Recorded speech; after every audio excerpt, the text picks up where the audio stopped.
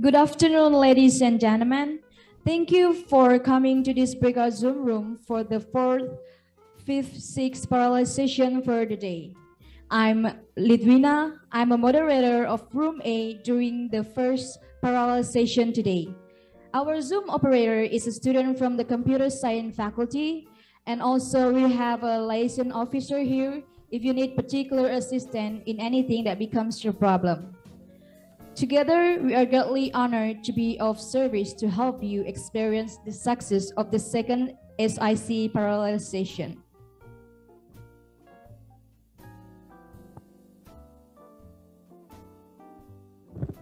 Please allow me to inform you of a number of rules and regulations to have our session in order.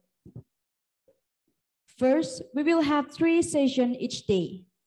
The session will start with a small introduction about our speakers before the prepared YouTube videos are ready to be viewed by all of us. The video will take around 12 to 15 minutes each. Second, during the playing of the videos, participants are invited to post any questions or comments in the Zoom chat room by mentioning to which researcher the question is addressed. As an alternative, if it's better to ask the question directly, then we suggest you to use the raise hand facility in the Zoom room. And when time is available, we will choose who should direct the questions. Third, all presenters and audience are encouraged to be on camera and use the virtual background supplied in the chat facility during the Q&A sessions. Fourth, the Q&A will last for around 15 minutes. When asking a question, we ask that you will first mention your name and from which institution you are. Make sure that you ask one short, clear, and concise question. If we think that the question is too long or not clear enough, we may need to cut short your question so someone else may use the time to ask some question again. Fifth, in case there are no questions from the audience, however, we will invite our room reactors to react to the presentation by giving suggestion or question to the researcher. We hope everyone will have a successful presentation and the Q&A will benefit everyone. But first of all, I want to check, are the reactors of Room A already here? Dr. Marivic and Dr. Linggar?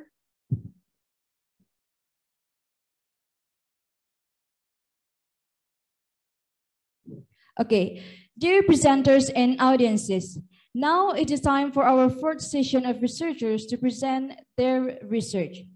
Before that, let me inform you about the background of our first researcher. Ms. Nugrahana Fitria Ruhyana, S.P. M.A., Regional Research and Development Planning Agency of SUMEDANG REGENCY, SUMEDANG, Indonesia, and Ms. Afriyanni from Research and Development Agency of Pekanbaru City, Riau Province. Is Ms. Nugrahana Fitria Ruhyana here? Okay, I'm here. Mister. Oh, Mister. Okay, yeah. Okay, I'm sorry. Yeah.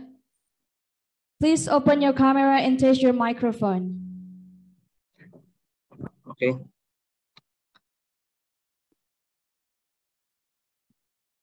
Okay, thank you. Also, Ms. Afriyanni, are you already here? Yes, I'm here.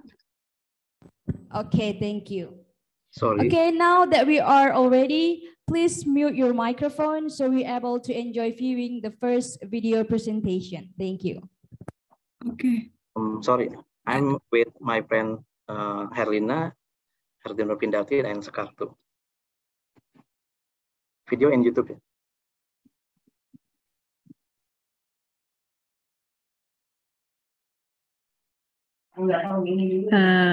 Sorry, I share the new outer bureau of the first.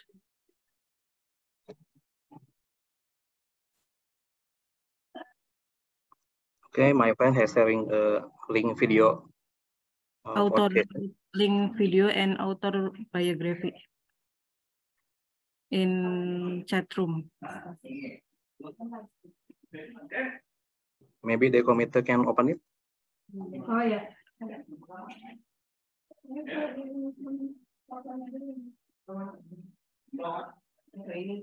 Okay, wait a minute. Our operator is still.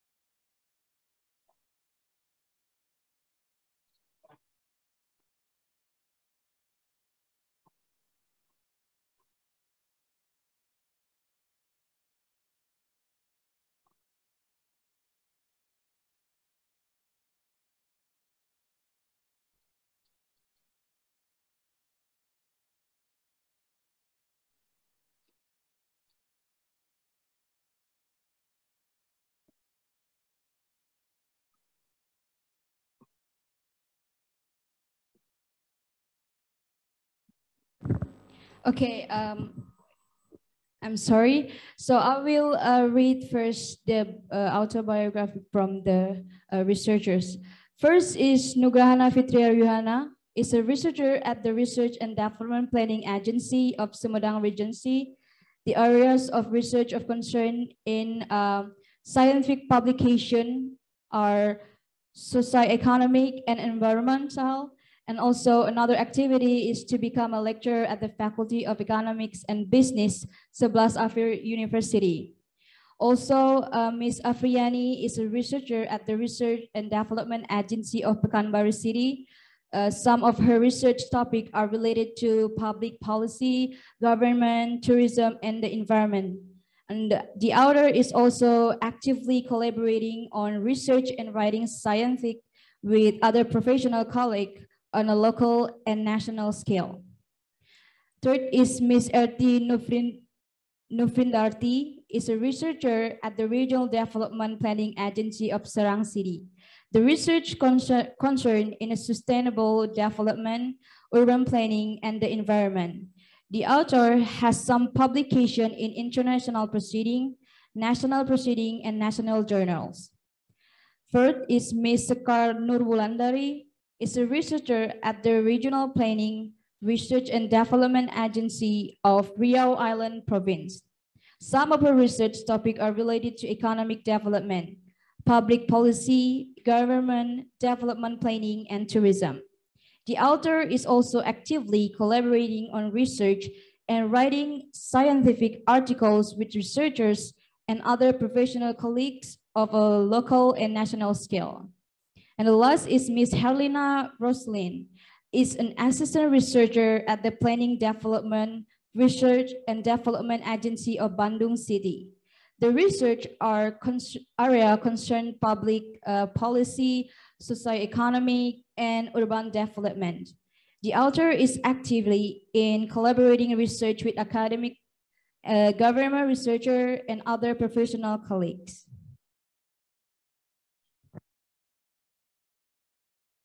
Assalamualaikum warahmatullahi wabarakatuh. Good afternoon, everyone. Today we will present our paper.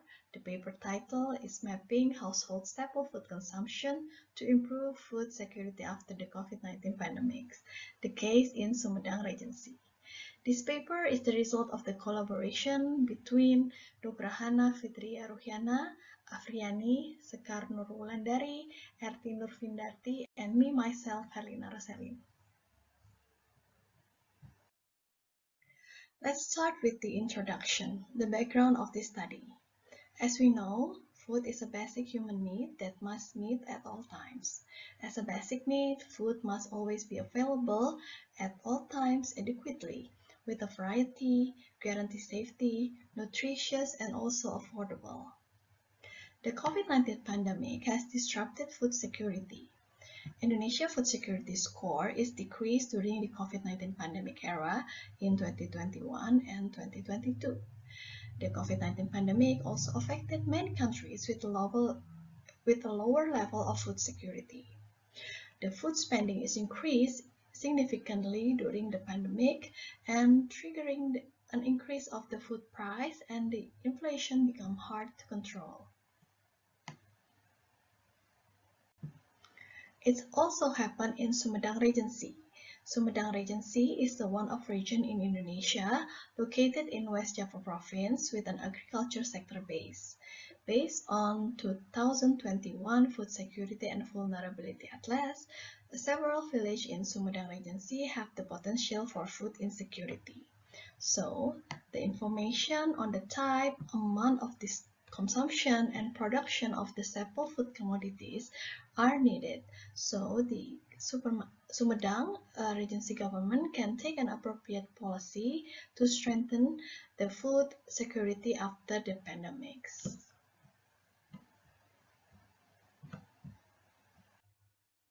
The purpose of this study is to map household staple food consumption to improve food security in Sumedang Regency after the COVID-19 pandemics.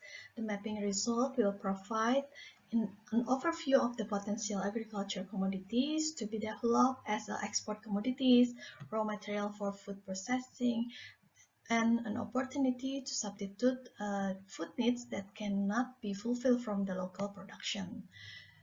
This study will also provide a recommendation for sustainable management of agriculture commodities and staple food based on the potential of Sumedang Regency itself. And for the next slide will be delivered by my colleague. Explain the literature review on this research. Staple food in this research refers to Presidential Regulation 59 of 2020. Determination of the type of basic need goods is carried out based on the high allocation of household expenditure nationally for this good. Determination of the type of food consumed daily is carried out based on the available resource and adjust to the amount of family income each day, such as research conducted by Putri Dewi and Purwidiani. One of the staple food that is the main consumption is rice. Rice is the most popular staple food grain and an important source of fiber, energy, mineral, vitamin, and other biomolecules, such as research conducted by Sen, Chakraborty, and Kalita. Food is the most important basic human need, and its fulfillment is part of human right guaranteed in the 1945 Constitution of the Republic of Indonesia as a basic component for releasing quality human resources. Food security is a condition of fulfilling food for the state to individual, which is reflected in the availability of sufficient food, but its quantity and quality, safe, diverse, nutritious, evenly distributed to be able to live a healthy, active, and productive life in a sustainable manner. According with the Food Security Agency of the Ministry of Agriculture 2020. Thank you. I will present about literature review. A research in Mali by Adjogna et al. 2021 stated that pandemic will affect their food security, with respondents being dominated by respondents from urban areas. And research in India by Pandey et al. 2022 during a pandemic, food, nutritional status, and vulnerability of rural households depend on the quality of local government information management response, namely food distribution and guaranteed access to employment. And a research in 4 countries in Africa by Rudin Ras et al. 2022 stated that food insecurity occurred in the early months of the pandemic. food insecurity increases more in rural areas than in urban areas. There is no evidence of differences in food insecurity in households with female and male heads. However, in Nigeria, it shows households with male heads of household experience greater losses in food insecurity. These three results demonstrate the need to consider local conditions when assessing food insecurity during a pandemic. Based on Presidential Regulation Number 59 of 2020, basic needs and/or essential goods including basic needs from agriculture, they are rice, soya, chili, and onion. Basic needs from industry, they are sugar, crude palm oil, and wheat flour. And basic needs from poultry and fishery, there are meat, chicken meat, egg, and fish, like bandeng, kembung, tuna, tongkol, and cakalang. Okay, thank you. And let's move on to the method section. In this study, we use qualitative method with a descriptive approach. The main data source is a National Socioeconomic Survey or SUSENAS in 2021. In addition, we use data from government agencies in the Sumedang Regency for agriculture, animal husbandry, fisheries, and trade. And the analysis unit is staple food commodity. Following Presidential Regulation Number 59 years 2020, there are 28 commodities that can be analyzed from SUSENAS 2021 in Sumedang Regency. And here is a research procedure. Okay, the first, with identification of basic food data in SUSENAS and Perpres 59, which is a pair of 28 commodities. Then from each commodity, it is estimated that the proportion of consumer household and the proportion of household that make purchase in quadrant analysis. Quadrant 1 is the most strategic staple food group because high consumption and expenditure levels. Then we comparison of consumption and production to determine surplus or deficit. Surplus if production more than consumption and deficit if production less than consumption. And the last, we determine recommendation in a focus group discussion and give alternative recommendation for each commodity based on the result of overlay of the analysis discussed in the focus group discussion. For example, commodities that are in the quadrant 1 and categories as surplus, meaning that these commodities are very important and available in Sumedang Regency. Therefore, recommendations are given to be developed with the processing industry so that there is an increase in added value. In addition, trade cooperation with consumer areas to sell excess production and the need for price control to be stable and remain affordable to the public. Okay, now we look at the result. Quadrant 1 is the most important staple food because more than half of the household in Sumedang Regency consume and buy the food. Rice is the most consumed commodity because of its position as the staple food of the community, but not all obtain rice by purchasing, and there are about 30% who obtain rice without buying because there are still many households that have agricultural paddy fields. Likewise, the cayenne pepper, which is also widely grown in the yard of the house. Other agricultural commodities that are categorized as very important are onion and garlic, as well as egg and chicken meat. As for the most needed industrial product, they are salt, cooking oil, instant noodles, and sugar. Commodities in quadrant 2 are not widely consumed, but most households obtain them by purchase, especially marine fish. And commodities in quadrant 3 are relatively not widely consumed, and a large part of the household can meet its own need, especially in cassava. No food commodities in quadrant 4. The result of the quadrant analysis and then overlay with the gap between the production and consumption of staple food in the Sumedang regional level, they are divided into 3 groups. The first group, namely agricultural commodities with surplus value, and there are 3 commodities in quadrant 1, namely rice, cayenne pepper, and chicken meat, given green color.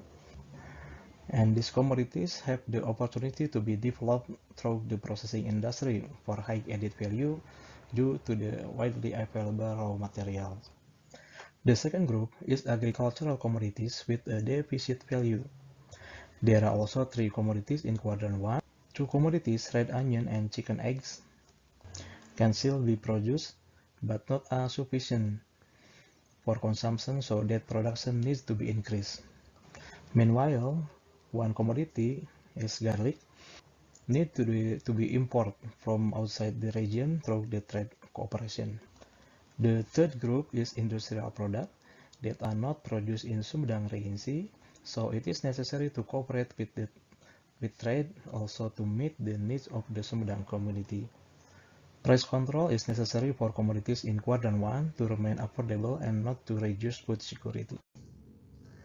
In the discussion, we try to discuss several points that need to be done so that basic needs can be fulfilled and can increase food security.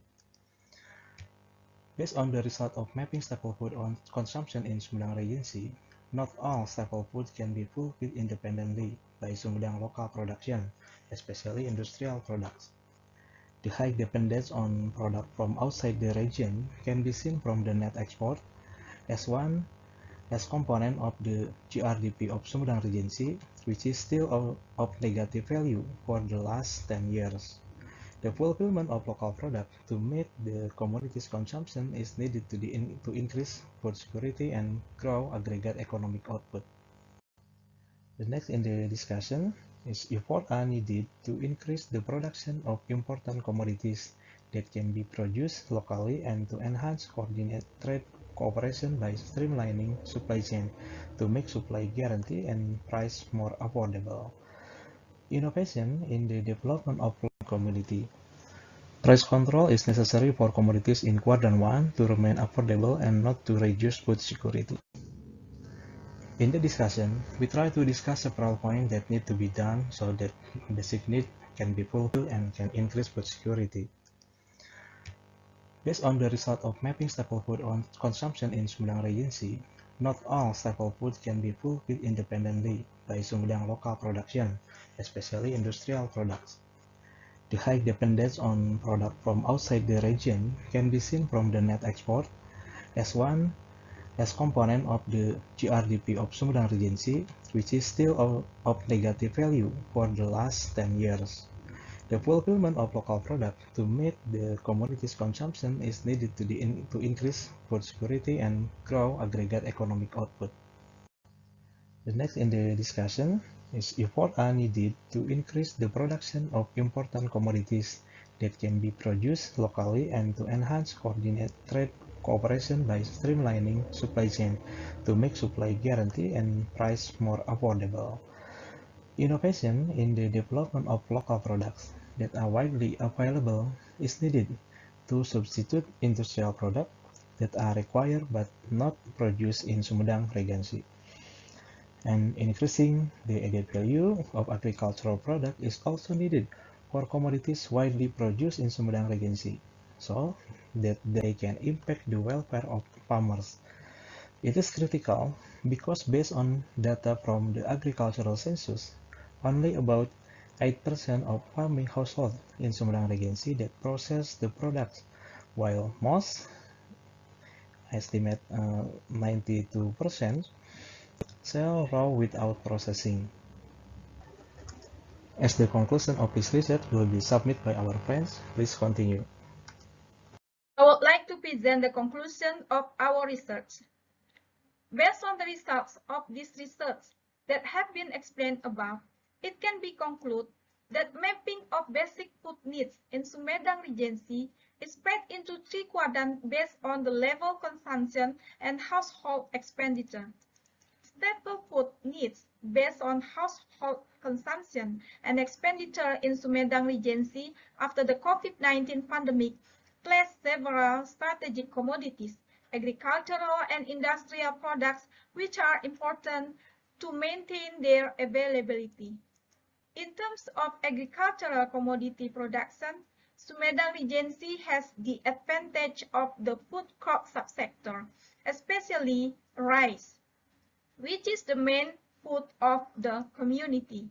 So it has good potential if developed through a processing industry that will provide added value and a better income for farmers in Sumedang Regency.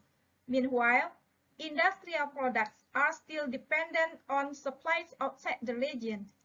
The result of this mapping provide recommendation for the Sumedang Regency government in choosing priorities for the development of agricultural commodities that have the potential to increase food security and impact the better welfare of the community. So that's all our presentation. Thank you very much for your great attention. Wassalamualaikum warahmatullahi wabarakatuh. Waalaikumsalam. Okay, that's all for the first video presentation. If you all have so many questions to ask about, please be patient because we're going to view the third presentation. Sorry, the second presentation.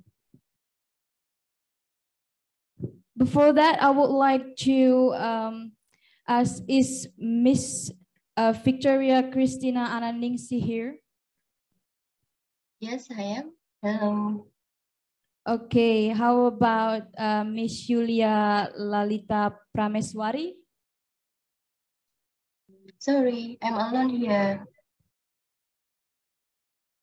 My colleagues didn't come this afternoon. Oh, okay, but first of all, we are really sorry, but your video hasn't been sent yet to us, so you want to present it by yourself, Miss? Oh, I already sent it, actually. Oh, I share my video myself.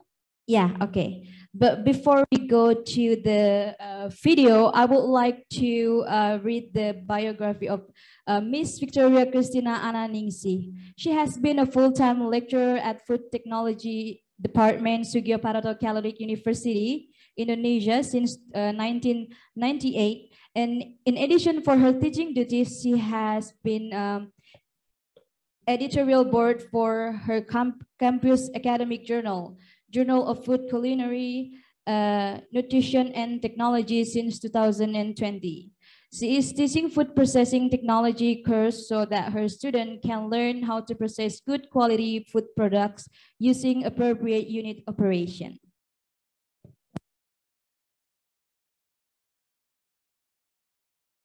Okay, thank you. May I share my video? Yes, Miss, please. Thank you.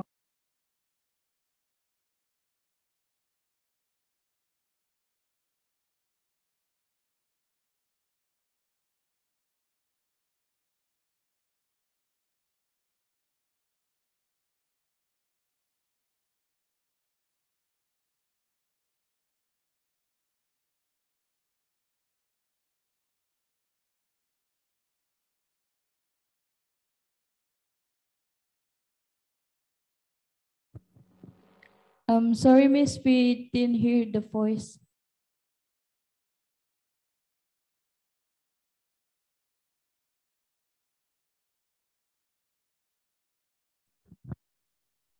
Sorry? We didn't hear your video. Oh, okay, sorry. I repeat it, sorry.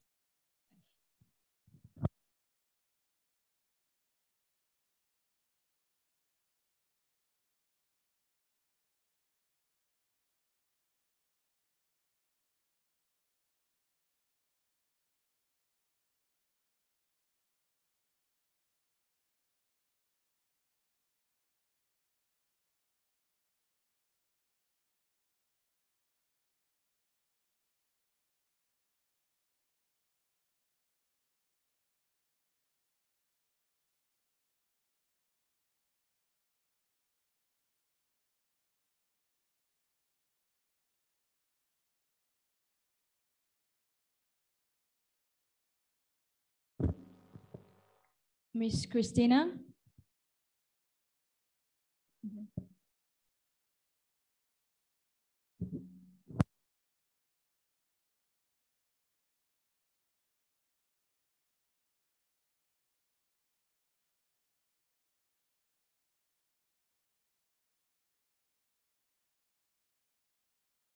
Miss Kristina, are you there?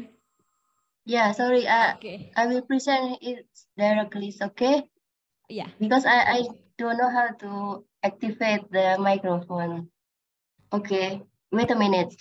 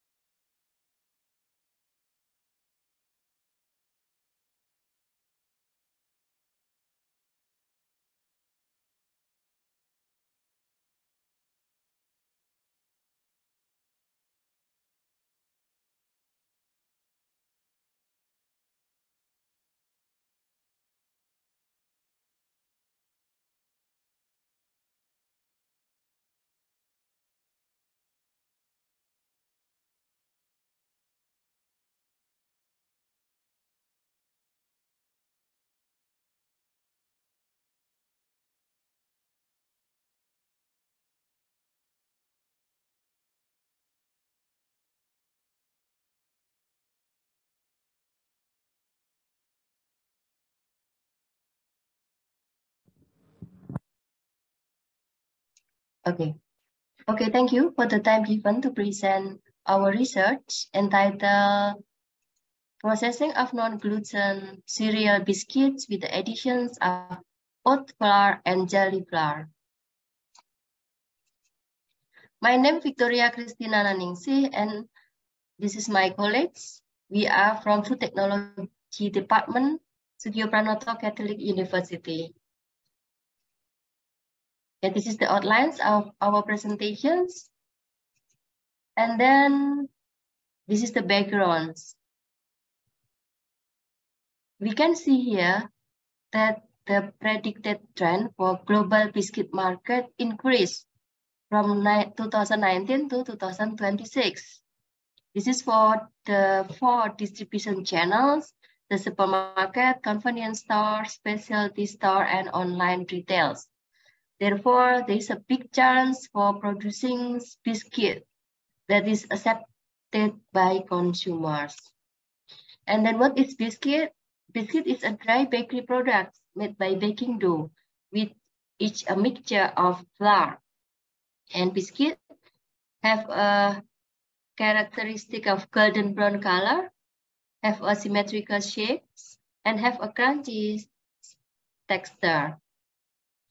Usually for the commercial biscuit, the raw materials using wheat flour, but it contains gluten, and some people allergy with the gluten, especially the people with the celiac disease.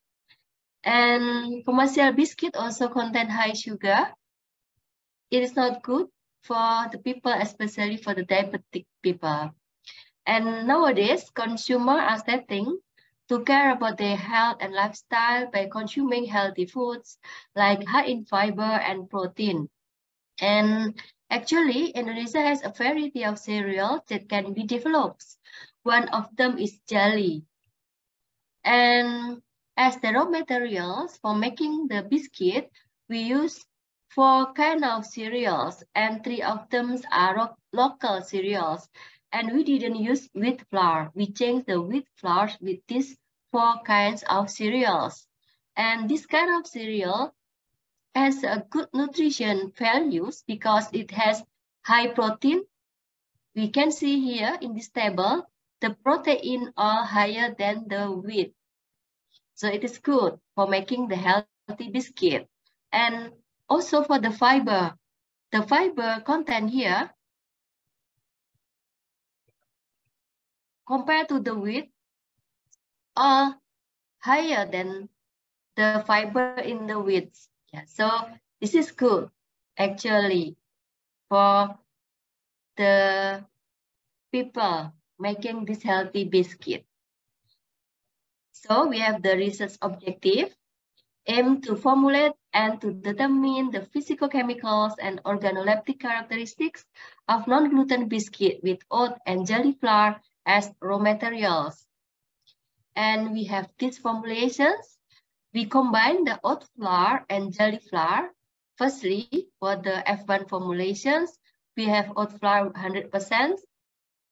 And then we decrease the level of the oat flour concentrations to be 60, 50, 40 until 0%. And then it compare with the JALI flour, the first one 0%, and then increase it to be 40, 50, 60 until 100%. And this is the processing for making the non-gluten biscuit. Firstly, we add other material except the flour. Yeah, this is, we have the egg yolk, and then the sugar, margarine. Then we mix with the 4 kinds of cereals.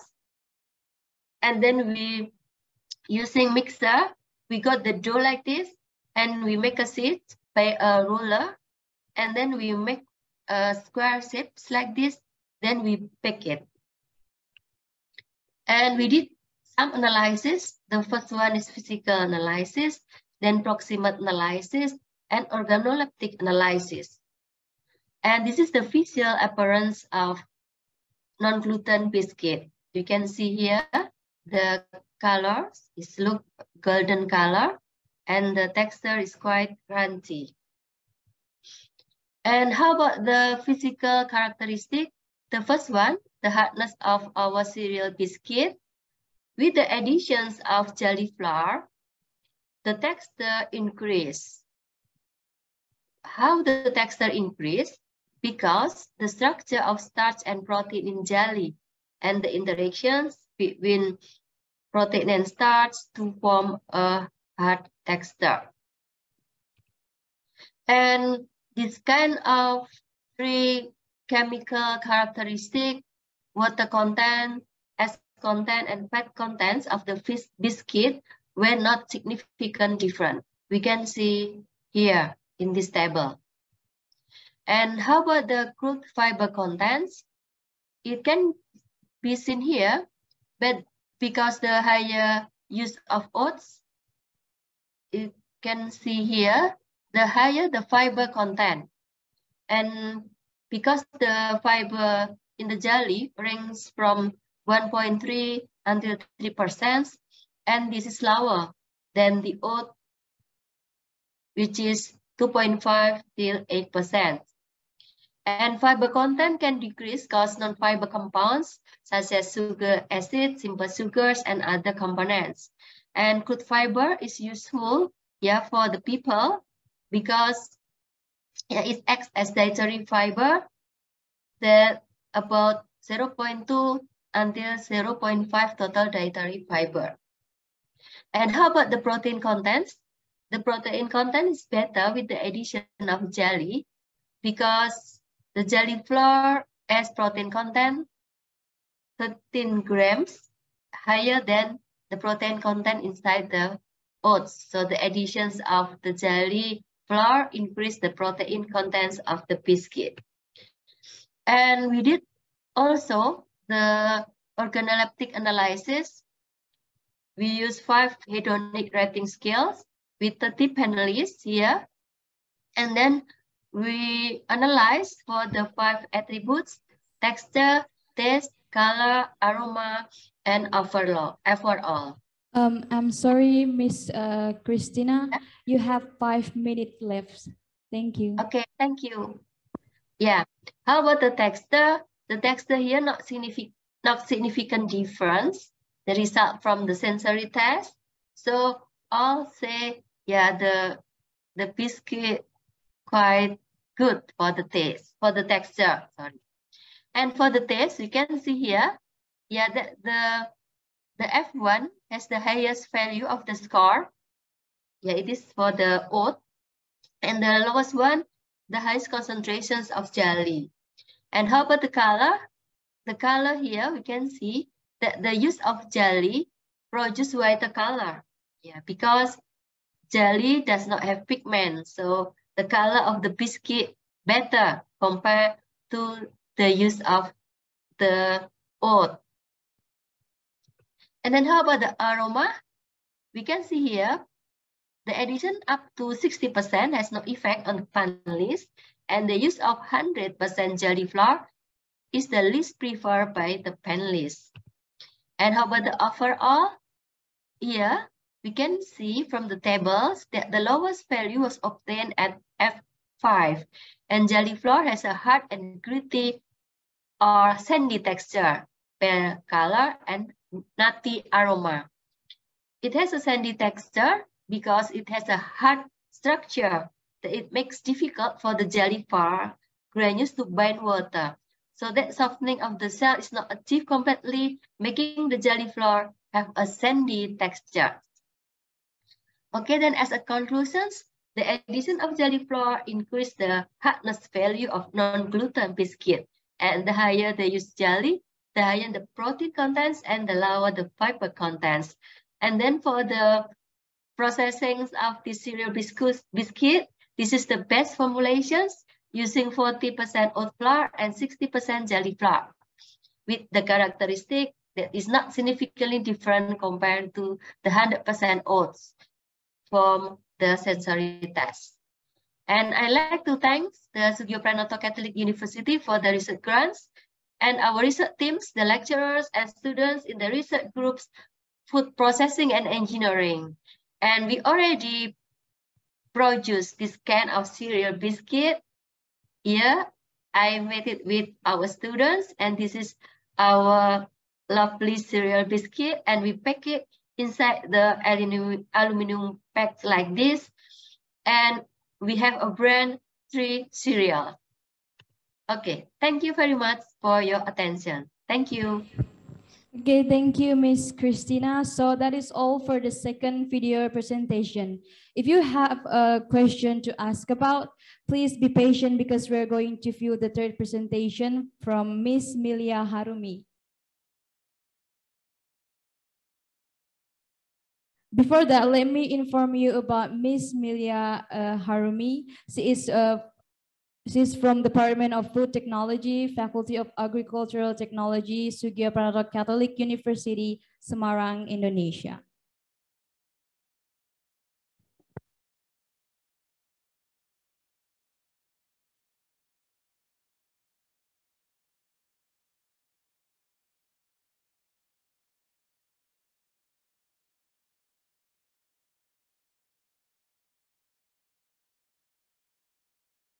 Good afternoon, ladies and gentlemen. My name is Mellia Harumi from Sugio Pranoto Catholic University, Semarang, Indonesia. In this opportunity, I would like to present about our research team project with the title, The Analysis of Salad Dressing Shelf-Life-Based Mayonnaise Using Polyethylene Terephthalate or PET Packaging. Recent years, technologies grow so fast and change the human lifestyle become healthy lifestyle. But in the other hand, based on the data from Indonesian Research Report Ministry of Health 2018, it was recorded that 1/3 of children in Indonesia get stunting growth, and about 17.7% get malnutrition, and the last 10.2% have a thin body. Stunting can be caused by poverty and lack of nutrition for children. Based on the WHO standard criteria, Indonesia have a high percentage from minimum tolerable value from WHO for children nutrition. Stunting children are a global public health problem. This condition can increase morbidity and mortality. Paradox from the previous data, Indonesia became the world's largest palm oil production in 2016, according to USDA Foreign Agricultural Service. The rapid growth of CPU in Indonesia production has changed the country's position in the world's palm oil market, which can replace Malaysia's position in 2016 and share reach about 54% in the world CPU production. Based on the data from Indonesian Central Statistics Agency or BPS, the average consumption of palm cooking oil per capita for 1 year in 2018 reached about 8.72 kilograms per capita per year, and it is estimated that by 2020, the consumption of palm cooking oil will increase to reach 2.69%. Palm oil is an edible vegetable oil, high in saturated fats and free of trans fats. As we all know that palm oil and other vegetables oil are the source of omega-3 that is needed for children. Yutomo et al. 2020 have been conducted research with children under 5 years with stunting and gave the results that omega-3 fatty acids can significantly increase the height of children under 5 with stunting.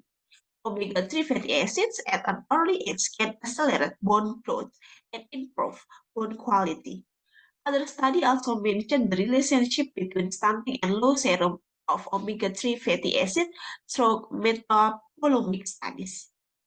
And Yutomo also proved that supplementation of omega-3 fatty acid in stunting children can significantly reduce exposure to the frequency of illness. This condition shows that omega-3 plays the important role for children's growth and health. Omega-3 also support the cognitive system of the children. Salad is a fresh cut of vegetable or fruit with the selected salad dressing, usually mayonnaise base. Mayonnaise and salad dressing are fast becoming popular condiments and identified as the source of many essential vitamins and high antioxidants. Oil can be source of fat in salad dressing and we can replace oil with the high omega-3 of vegetable oil, and it will increase the nutrition of salad dressing. But this oil can make the acceleration of perishable product.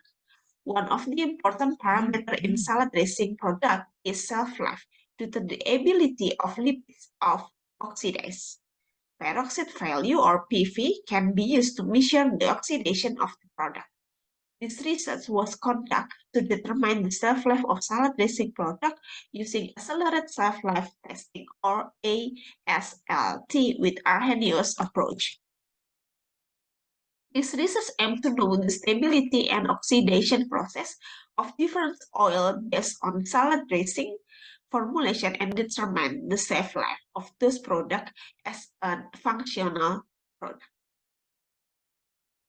This method consists of main 4 steps. The first is determine the formulation of salad dressing using various composition. Then pasteurization of salad dressing. Its salad dressing formulation was packaged into PET packaging that will later be stored in 3 different temperatures for peroxide value analysis.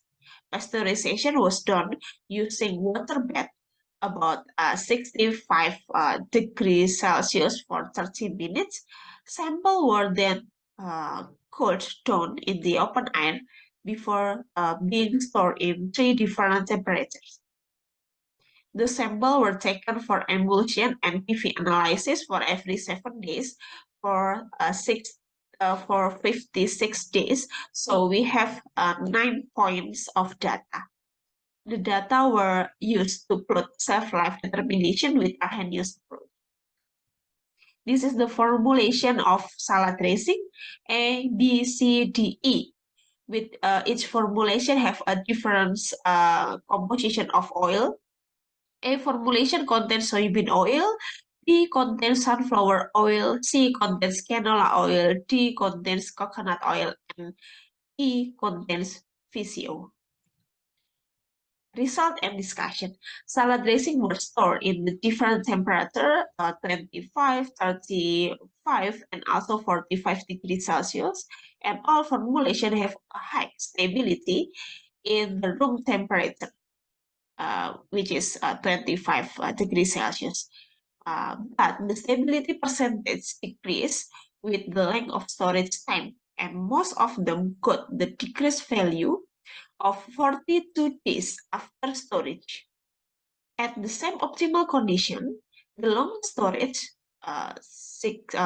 56 days, a formulation still had a higher stability, about 98% than others, and the lowest value was E formulation, about 82%. This can be found because they had more santan gum composition than E formulation. Santan gum has a specific character to bind water molecules. The more santan gum aged, the more water will bind and affect the unstable condition of the product. Santan gum has an ability to increase the viscosity of water phase in low concentration. This condition made T and E formulation stable at the beginning of storage due to the use of stabilizer in maximum quantity, but the long storage made the composition spirit. The high temperature caused more oil droplet movement, increased flocculation, and made the protein content break down faster. Emulsion become unstable due to the heating process. This condition can be found in all formulation of salad dressing. And as we can see in this graphic, after 56 days of storage, all the formulation had an increase of PV. PV of mayonnaise exceeding 5 milli equivalent per kilograms oil is not acceptable due to its deterioration. All products had a good condition of PV because the value were below 5. After 56 days of storage, the higher value of PV were A and B formulation, such as soybean and sunflower oil component, respectively.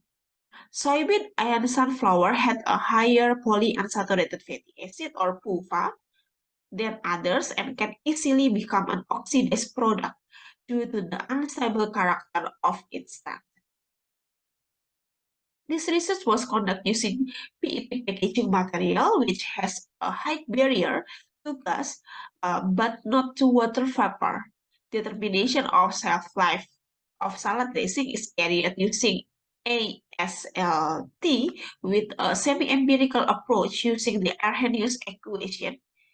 And the Arrhenius equation is used to predict the speed of damage when stored at extreme temperatures.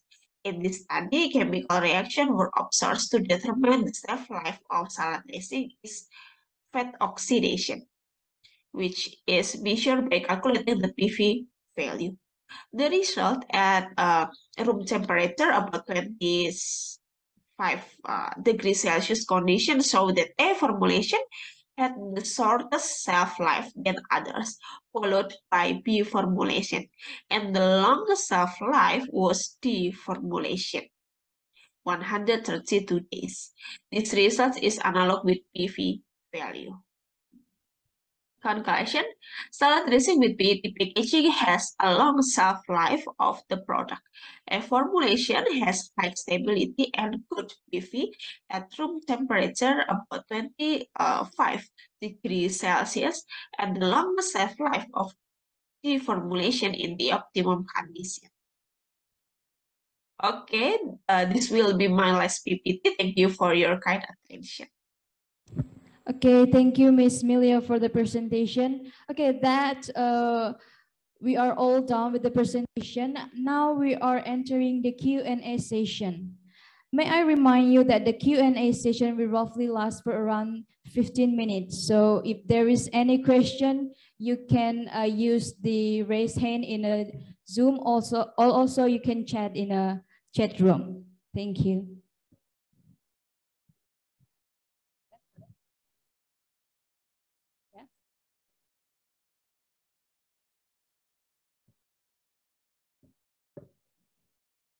So while we are waiting for the question from the audiences, is Dr. Marivic want to give some question or suggestion for the presentation?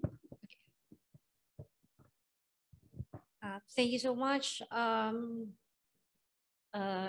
just finding the title of the presentation. Good morning, good afternoon. I would just have a question with the first presenter is Professor Nugrahana. Okay. So the first question is, what would be the next steps after finding out the staple food after the pandemic? Because it was, I saw that you have identified several industrial foods which are dependent on the food production. What would be the next step after those research? What are your plans? Can I ask the next questions? Okay. For the next question, is for Professor Kristina. Okay, so this is for the processing of non-gluten cereal biscuits. Actually, your research was very good because gluten intolerance is now becoming rampant. The rise of those who have gluten or celiac disease, I think, is raising. Okay, because of environmental factors. Okay, so aside from biscuits, what other types of, or can we use the combination of the flour in which you said which was closest to the 100% oat flour? Can we use that for other baked products as well? And have you tested that? And also, okay, so and then for the next one, for the analysis of salad dressing shelf life based on mayonnaise, there are other, this is for the salad dressing. Okay, so I think Indonesia is, as she said, is really the highest producer of palm oil. Okay, so and then in the Philippines also we use palm oil because we are in the, we share the same geographical location. Okay, so aside from the environmental factors like the temperature and what do you call this, and the type of the oil that was used in the production of the salad dressing, I think there are other, aside, this is, your limitation was on the ordinary mayonnaise, right? Okay, so can you give us what would be the most ambient temperature, okay, that we can, what can we do with the present packaging of the mayonnaise so that it would be most viable for consumption, or to maintain the temperature and other environmental elements as well? Thank you. Okay, thank you, Dr. Marivic. So for Mr. Nugrahana and team, you can answer the question. Okay, thank you for the question. The next step for our research, based on the result of the staple food mapping and recommendation obtained in the FGD, the result of this research become a recommendation for the Sumedang government regency to determine production priorities, especially for products that are much needed but are still lacking, and develop processing industries for agricultural products that are abundant, and developing innovation to substitute industrial product. Maybe my friend can add the answer, please.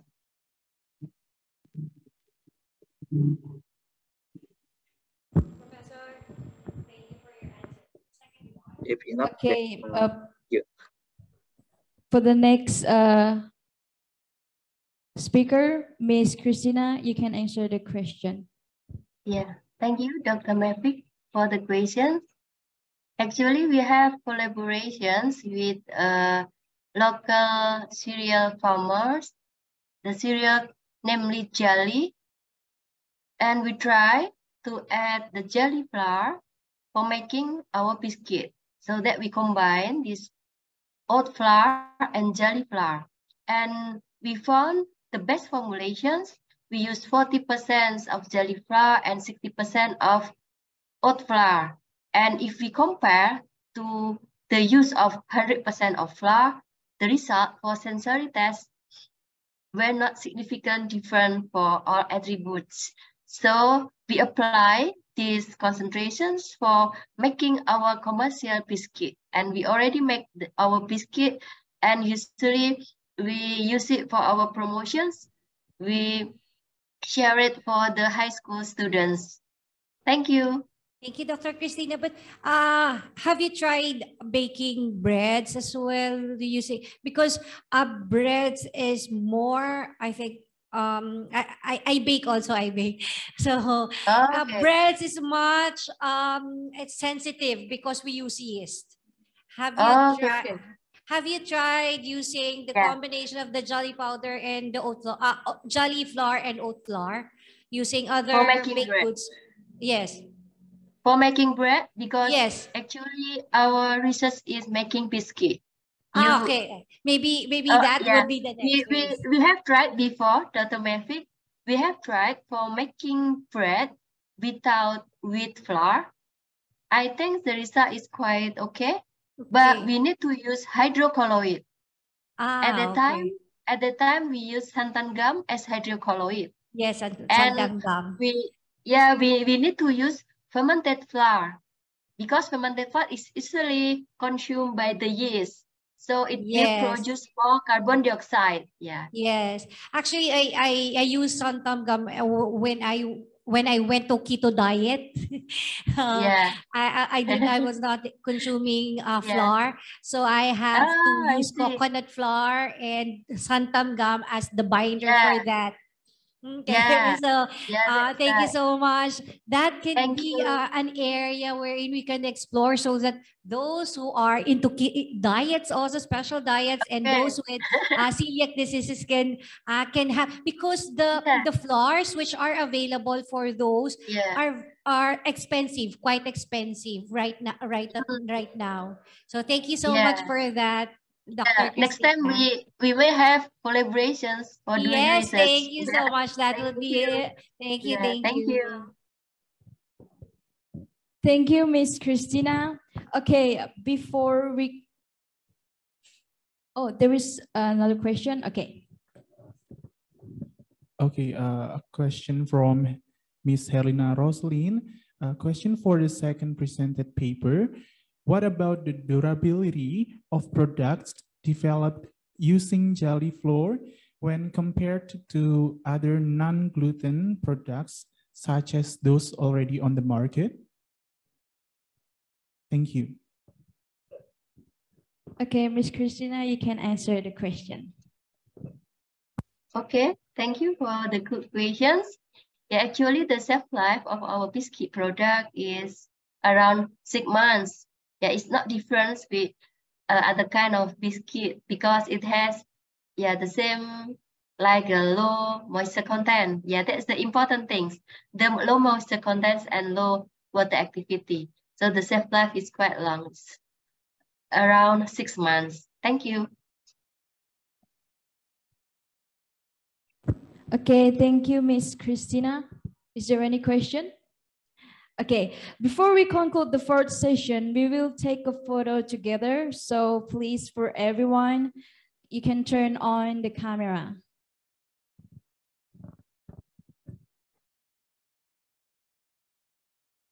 Okay, one. Please open your camera. If there is people.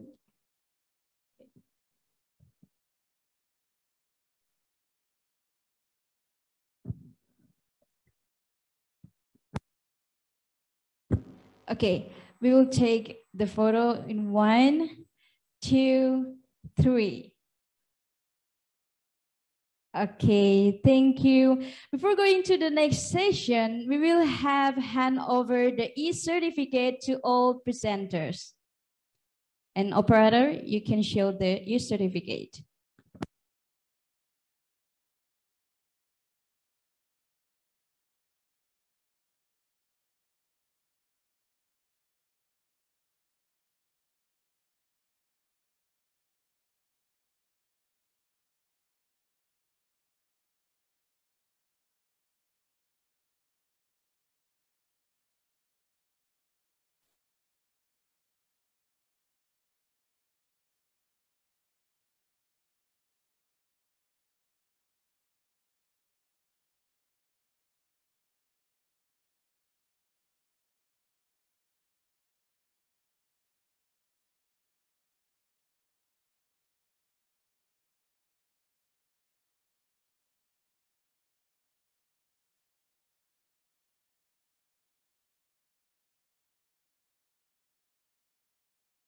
Okay, we can give applause to all presenters in session 1.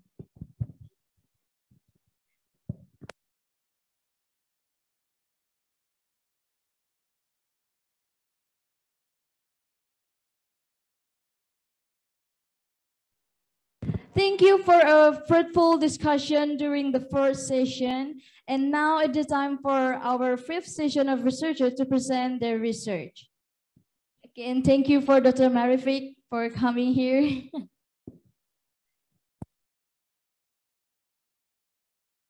Before that, are the reactors of room A already here? Dr. Linggar and Dr. Hayu?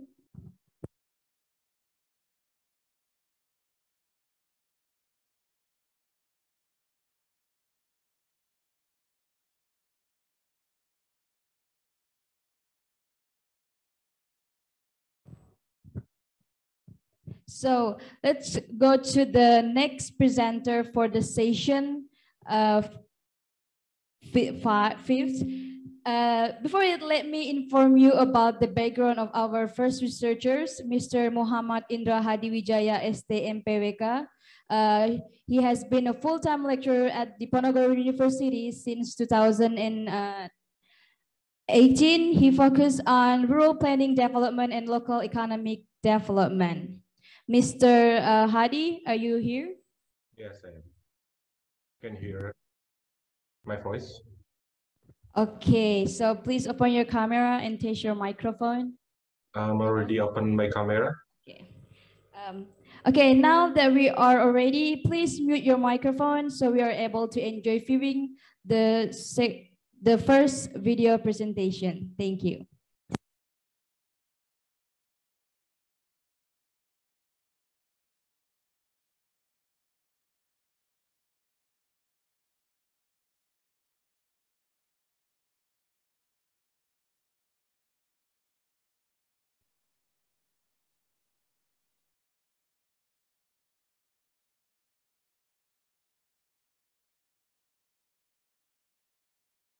Bismillahirrahmanirrahim. Assalamualaikum warahmatullahi wabarakatuh. Good afternoon, everybody. Thank you for this great opportunity. Thank you for Sustainable International Conference held by UNICA and Bapeda Central Java Province.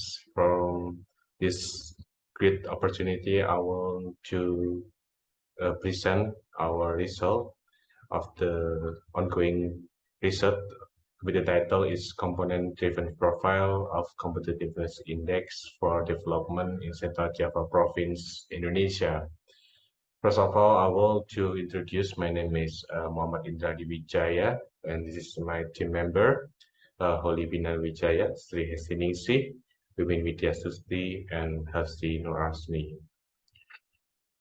First, let me state the outline of this research. First, background, methods, analysis, and result and discussion.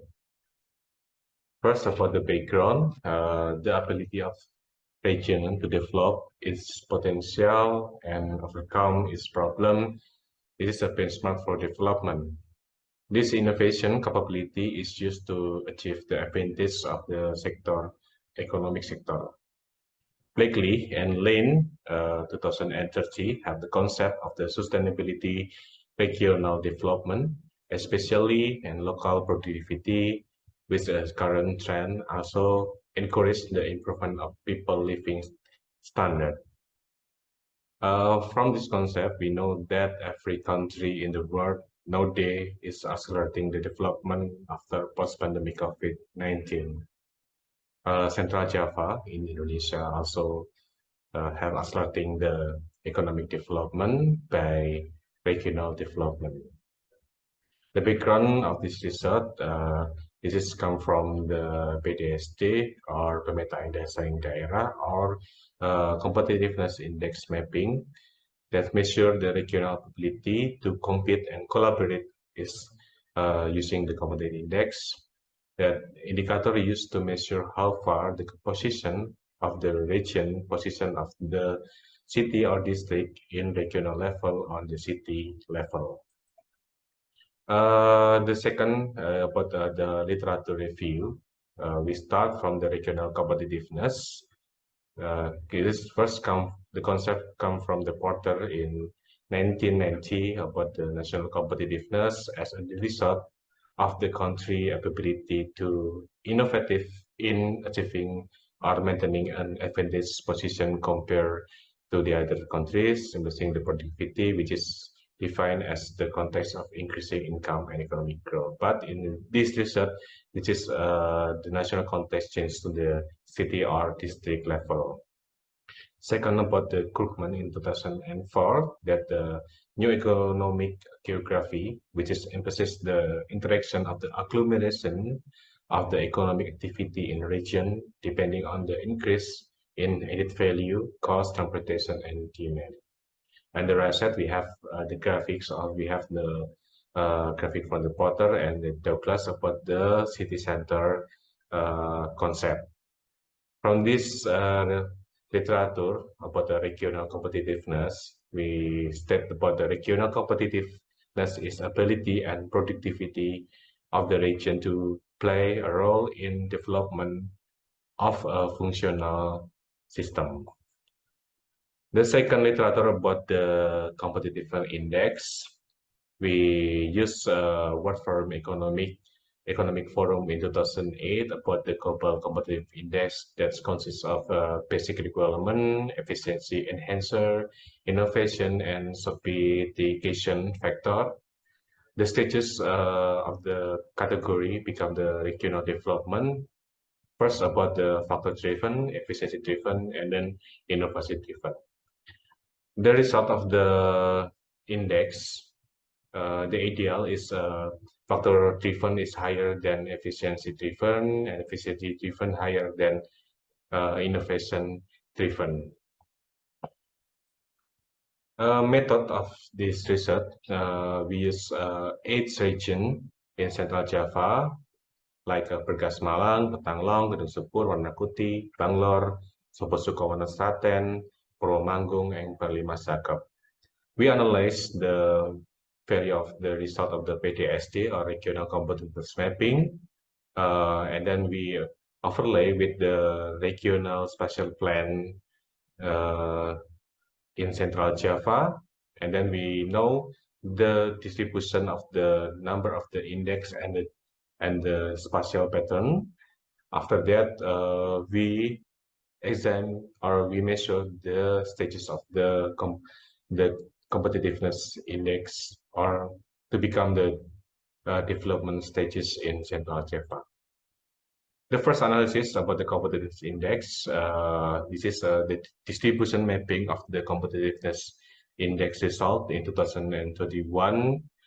We know that many cities have a highest number of the competitiveness index, like in Semarang, Magelang, and Surakarta.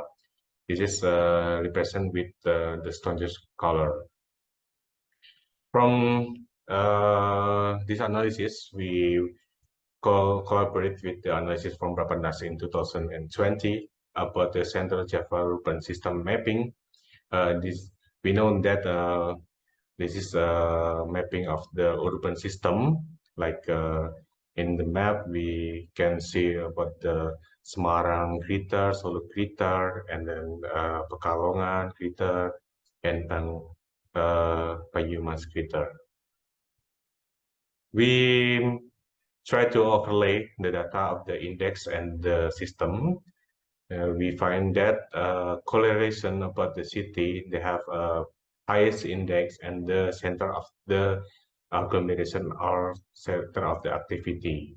But in the others, they have a district, they have a big agglomeration, but the competitiveness result is lower than Semarang, Magelang, and Solo. This is the pattern of the correlation agglomeration from Bappenas. We know that city have a subcenter about the development.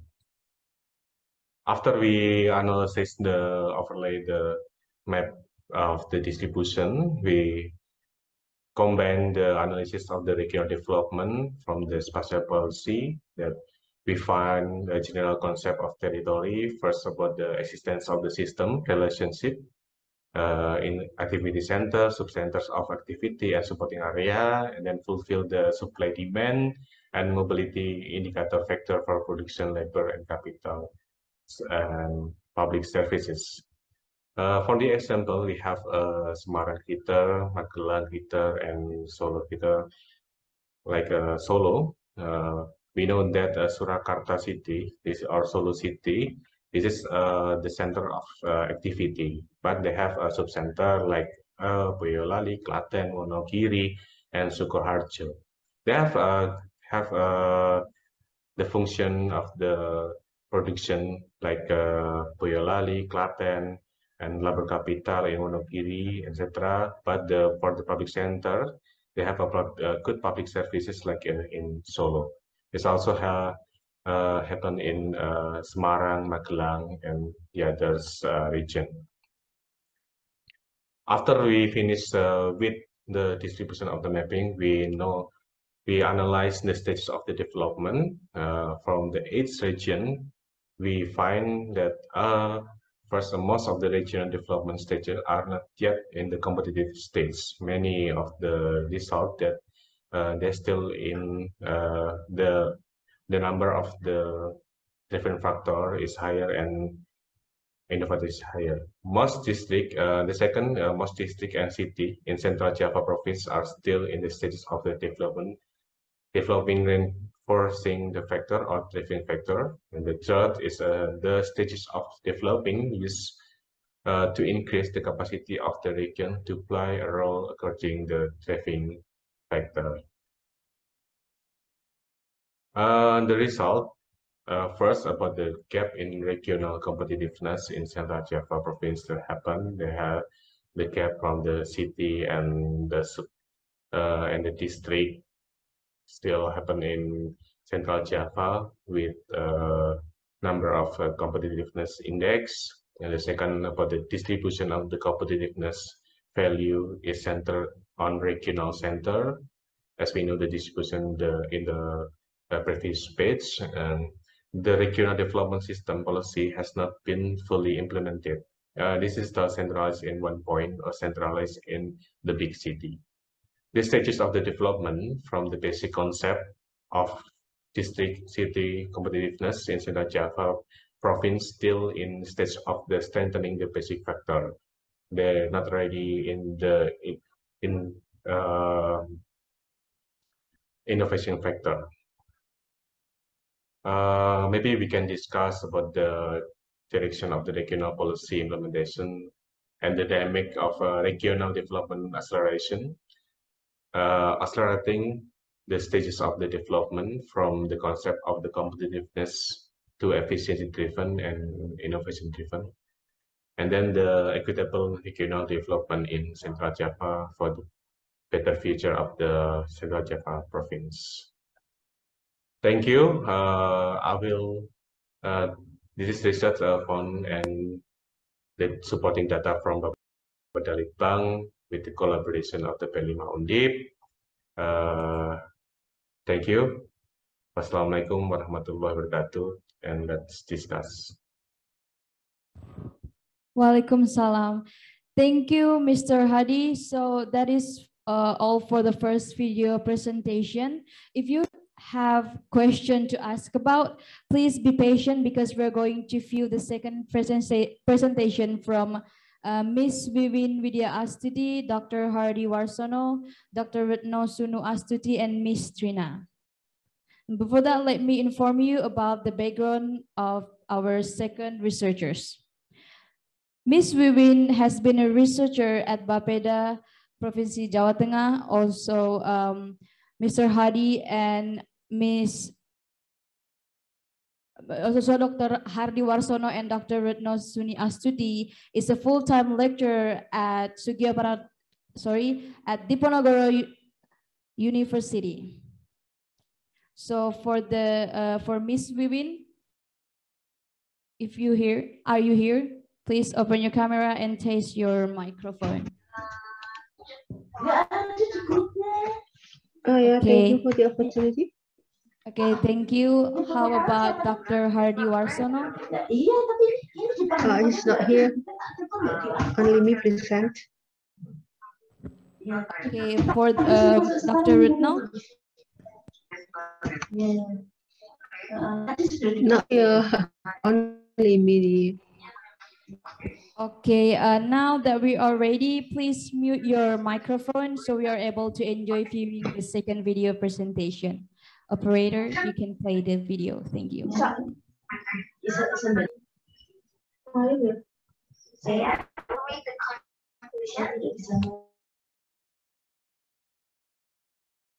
Warahmatullahi wabarakatuh. Thank you for the opportunity.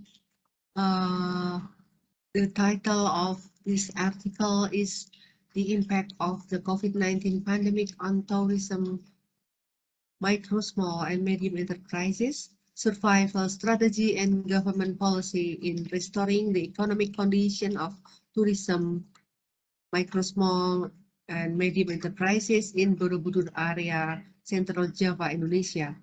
The author is Wiwin Widya Astuti, Hardi Warsono, Retno Sunu Astuti, and Rena Vizanti. The introduction. The tourism sector is the most affected sector by the COVID-19 pandemic in Indonesia.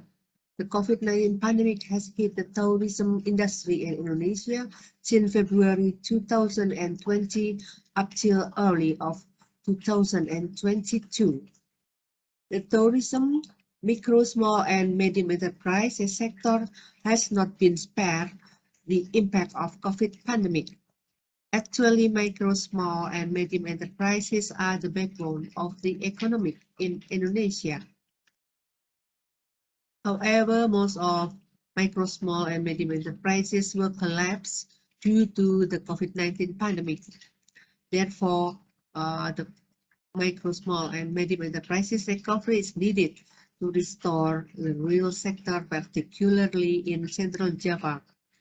The study aimed to determine the impact of the COVID-19 pandemic on the tourism, micro, small, medium enterprises sector in Borobudur area, tourism, micro, small, and medium enterprises survival strategy, and government policy to restore the condition.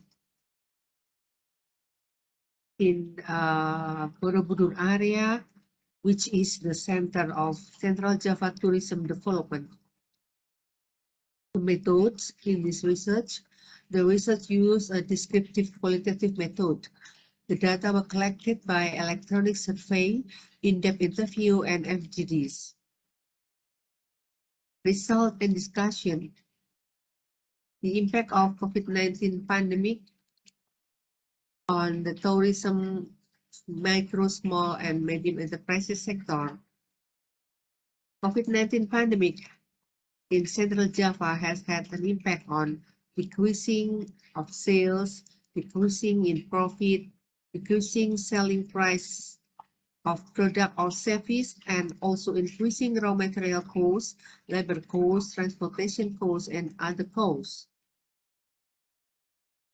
And the impact of the COVID-19 pandemic on tourism, micro, small, and medium enterprises sector. Most of the respondents in the tourism business, it is 89% experience the impact of declining sales at the various levels. And the impact on the profit, most of the respondents in tourism business, it is 90% experience the impact of declining profit at various levels. The impact on product sales price, most of respondents in the tourism business, it is 72% experience that the impact of a decline in product selling prices at various levels. And also impact in raw material, most of respondents from tourism business, it is almost, it is about 40% stated that the cost of raw material tends to remain constant and does not experience any impact during the COVID-19 pandemic. And the impact on the labor cost, most of the respondents in tourism business, it is 40% experience the impact of decreasing labor costs at variable in labor costs in various levels. And the impact on the transportation costs, most respondents from tourism business, 40% stated that transportation costs tended to remain unaffected by the COVID-19 pandemic, while 35% stated that they experienced the impact of decreasing transportation costs at various levels during the COVID-19 pandemic. And the impact on other costs, most of the respondents, it is 38% experience the impact of decreasing other costs at various levels during the COVID-19 pandemic in Central Java. Meanwhile, 32% of respondents stated that other costs tended to remain constant during the COVID-19 pandemic. The tourism micro, small, and medium enterprises survival strategy. How the tourism business survive in the condition of COVID pandemic. In price strategy, they got give product discount, and they also give promo price. And for raw material strategy, most of the respondents said that they are looking for the same raw material at the lower price, and also substitute of raw material. The strategy and the labor, the respondents said that they reduce the number of workers. Most of them said that they reduce the number of workers. It is 47%, and 34% said that they reduce the number of working days or working time per day. And the strategy in marketing, most of the respondents said that they using social media to market the product, and 25% said that they change marketing strategy from offline to both offline and online. The defensive strategy, the first is looking for the cheaper supplier or cheaper raw materials. And the second is changing the type of the business. And the third is diversify product or sell more diverse product. And the government policy to restore the condition of tourism, micro, small, and medium enterprises. It consists of emergency response policy, recovery policies, and normalization policy. The conclusion, in the tourism, micro, small, and medium enterprises, the COVID-19 pandemic in Central Java has had an impact on decreasing sales, profit, selling price of product or service, increasing raw material costs, labor costs, transportation costs, and other costs. The survival strategy of tourism, micro, small, and medium enterprises in COVID-19 pandemic are: the first, looking for new market. The second is give a purchase bonus. The third is diversify product or sell more diverse product. The fourth is changing the type of business. The fifth, looking for the cheaper supplier or raw material.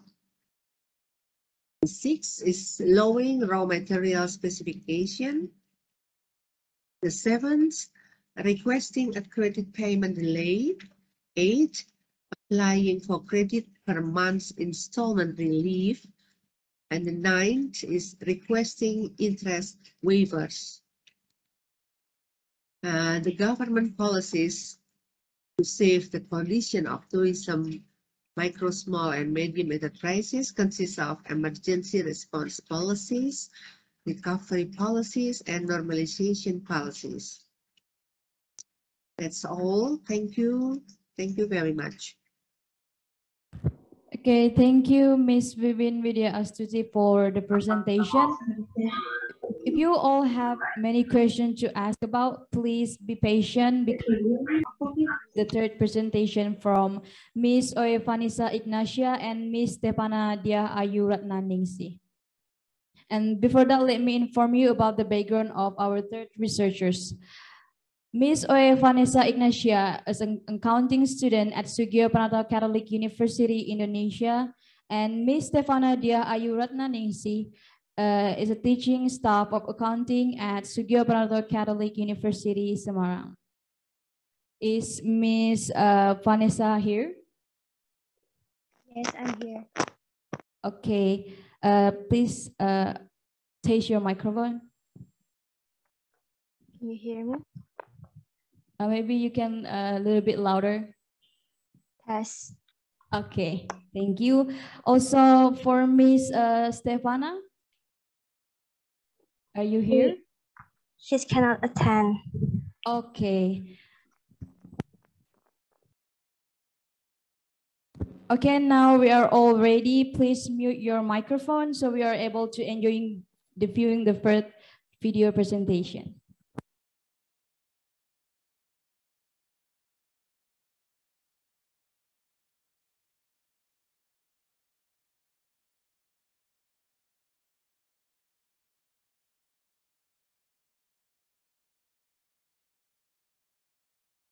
Everyone, let me introduce myself. I'm Vanessa, an accounting student from Sugio Pranata Catholic University, Semarang, Indonesia, and I will present my research entitled Impact of Campus Sustainability Toward the Attitude and Intentions of Sustainable Accountants. This presentation is divided into 5 parts, namely Introduction, Literature Review, Method, Result and Discussion, and the last is Conclusion.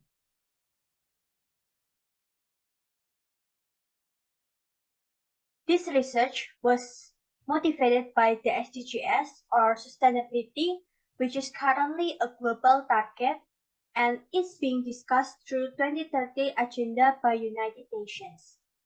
Not only that, this disclosure is also supported by law and regulation regarding company disclosure about sustainability report or CSR. The SDGs is not only carried out by many government, but also universities to promote sustainability value so that accounting students can have habitual mindset and attitude to implement sustainability. And later, it will also establish student intention to become accountant, especially management accountant who support sustainability. This is because management accountants have the responsibility or can take part in corporate planning. While supporting sustainability in corporate planning, they also implement their habits related to sustainability behavior during their education in the university. This study or research aims for 2 main things. First is to build student awareness regarding the importance of knowing and getting used to implementing sustainability in their daily lives, considering the current global target and corporate demand that's starting to lead to sustainability.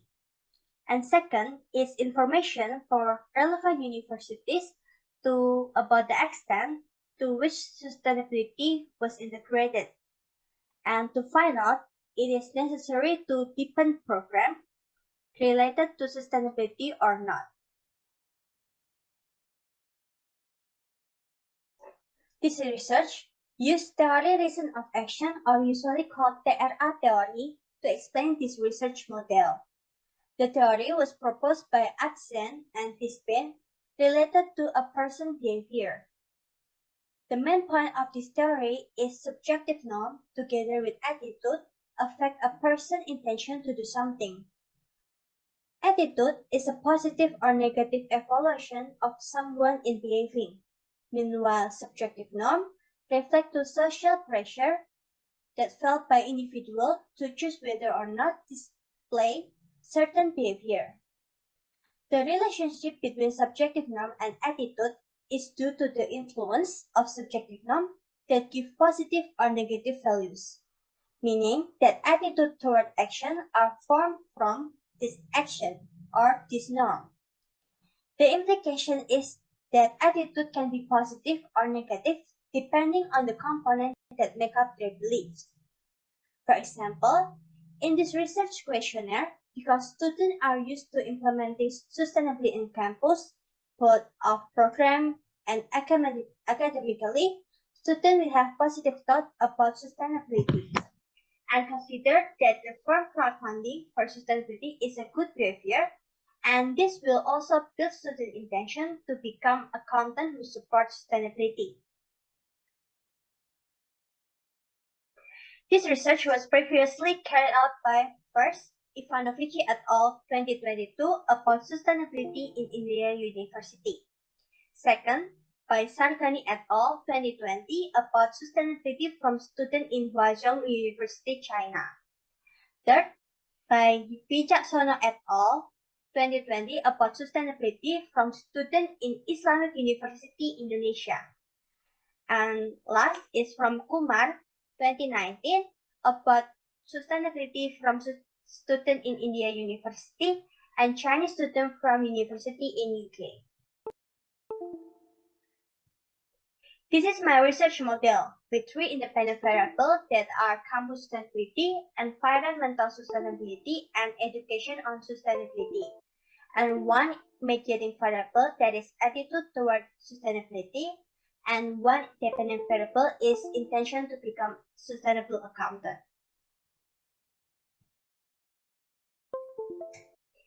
This study used a sample of 239 accounting students in Semarang, who were determined by a random sampling technique. The data research procedure used a questionnaire method which is distributed directly to respondents, both online or offline. And linear regression tests was used to examine the effect of campus sustainability, environmental sustainability, and education on sustainability to intention to become a sustainable accountant, and the effect of mediation in the research model. Based on the available data, it was found that the level of awareness of students about sustainability on campus from organization, program, and academic is fairly high. And from the tests carried out, the results showed that the 3 factors positively affect the student attitude and intention to become sustainable accountant.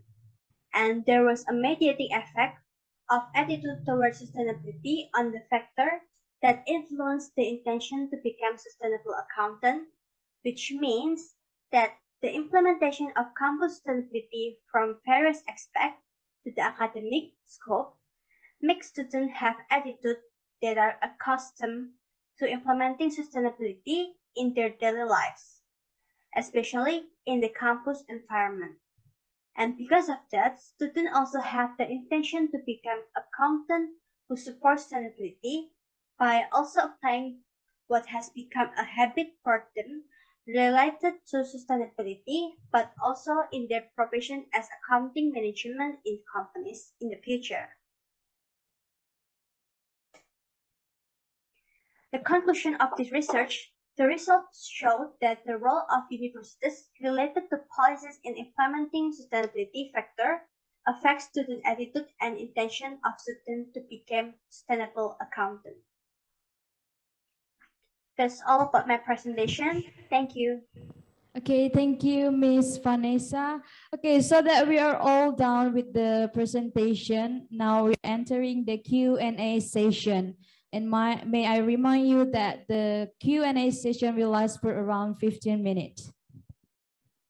If you have any question, you can chat in the room section or use the raise hand in the Zoom. Thank you.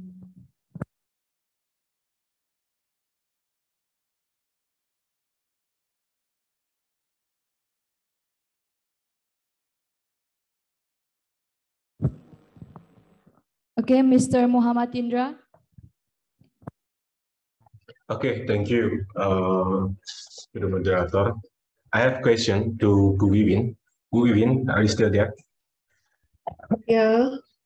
Okay, Bu Wiwin, I will ask something because it is quite interesting that pandemics, tourism, and then Borobudur, as we know, the tourism come from the statue. Okay, first, I want to appreciate the research. It is quite good research. This is a completed with the youth respondent, but I want to ask about where is come the idea? Yeah, where is come the idea of the change of the strategy used by the small medium enterprise in Borobudur in post-pandemic COVID, or what they are doing to accelerate the economy? Where is come from the idea? This come from the personal, the entrepreneur, or the ideas come from the government, or maybe the third party, or maybe the another stakeholder. So let me know where is the come from the idea, so they make the change of the selling, they change the strategy for the post-pandemic. So thank you, Bu Wiwin. Thank you, moderator. Okay. Okay, there is any question? Okay. Ms. Dwi Ayu, you can give a question.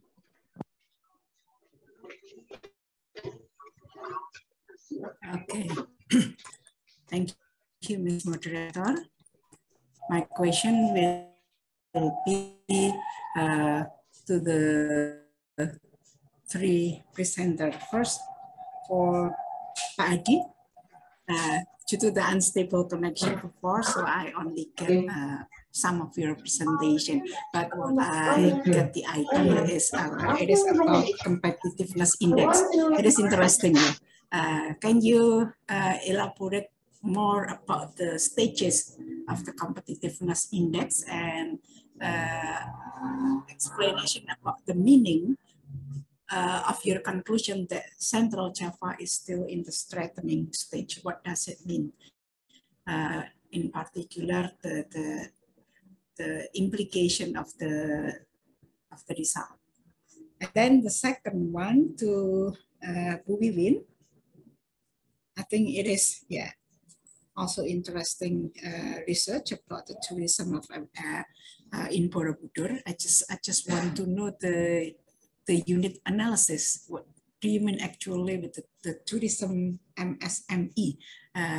Do they the seller around Borobudur or small businesses residing in the Borobudur area or else? That's that I don't get it before. And then for Vanessa, it is interesting application that you choose the RA for your base model for sustainable accountant. How you relate this? I mean, do you think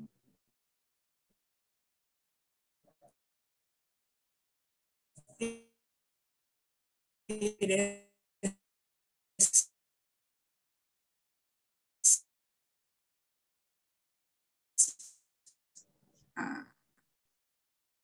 accountant. Thank you, moderator. That's all my questions. I'm sorry, Miss Hayu, that your question for Vanessa is unclear because your internet. Can you repeat it again? Okay, thank you. It's about the model that you use, Vanessa. You use TRA as your basic model to predict the behavior of the sustainable accountant. How can you give your justification that TRA is the suitable model for this purpose? Is that clear? Okay, thank you. Yes, ma'am. Okay, thank you, Ms. Hayu. So for the first question, Ms. Vivian, you can answer.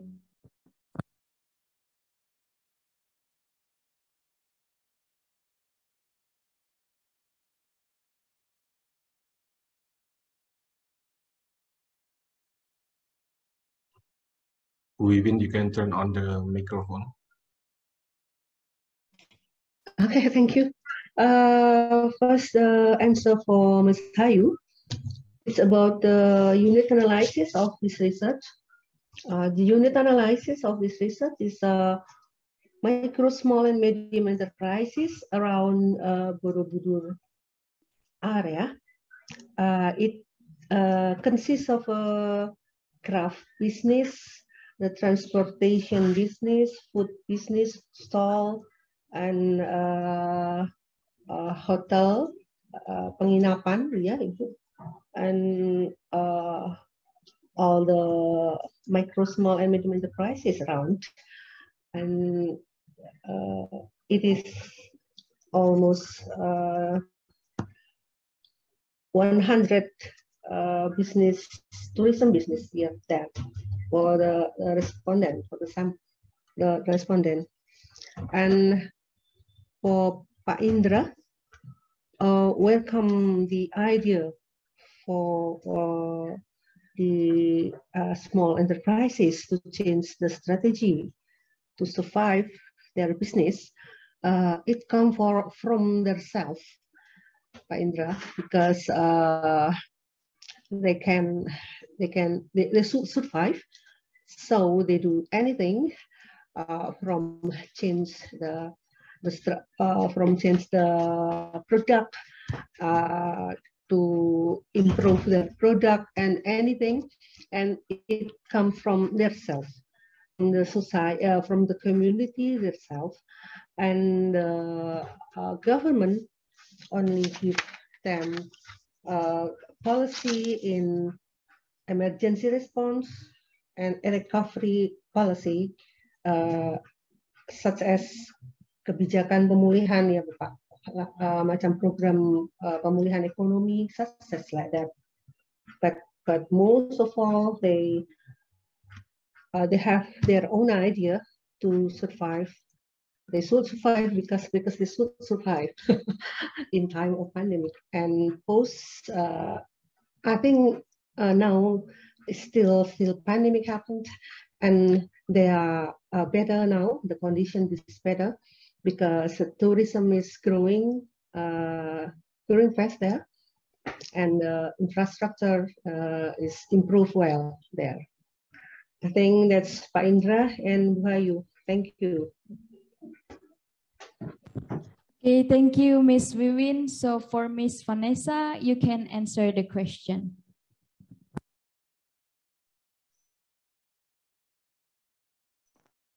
All right. First, thank you for the question. I will answer it. Because in TRA theory, subjective norm together with attitude affect a person's intention to do something. And the relationship between subjective norm and attitude is due to the influence of subjective norm that can give a positive or negative values. And that's meaning the attitude toward the action is formed by this norm. And the implication is the attitude can be positive or negative, is depending on the component that make up their beliefs.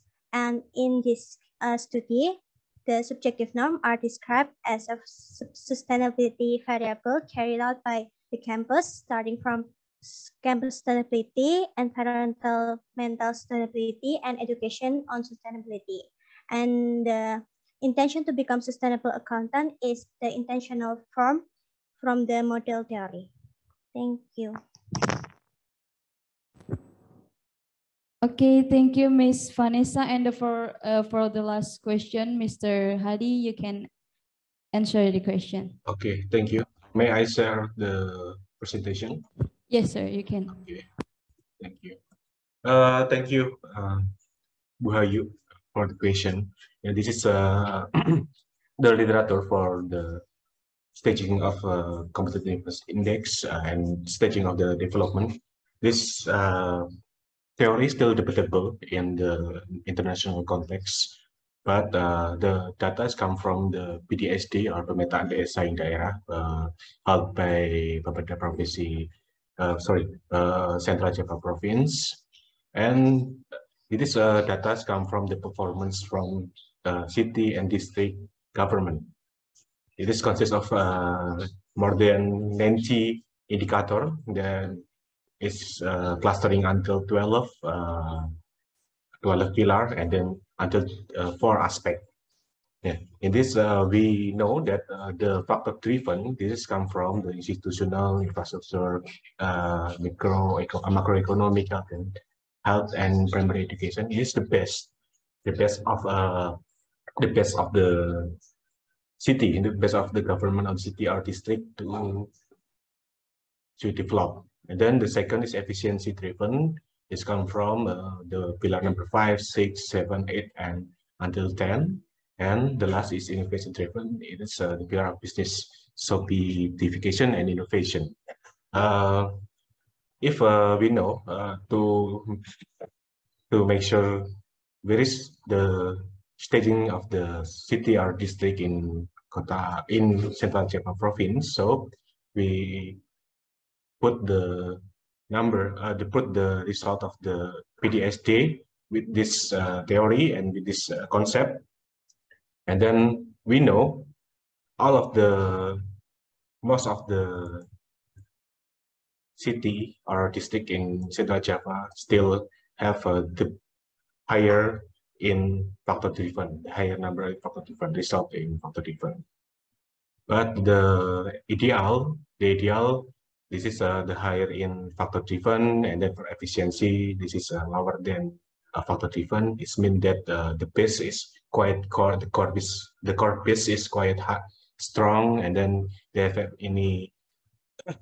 efficiency driven and innovation at the last. But only several city or district have the good ideal shape of the development. So we recommended, or the result is province Central Java Province needs to elaborate, to develop, to accelerate the innovation and efficiency driven in its city. Maybe this is my answer. Bu Hayu, thank you. Okay, thank you, Mr. Hadi. And that's all for the question and answer session. And before going to the next session, we will hand over the e-certificate to all presenters.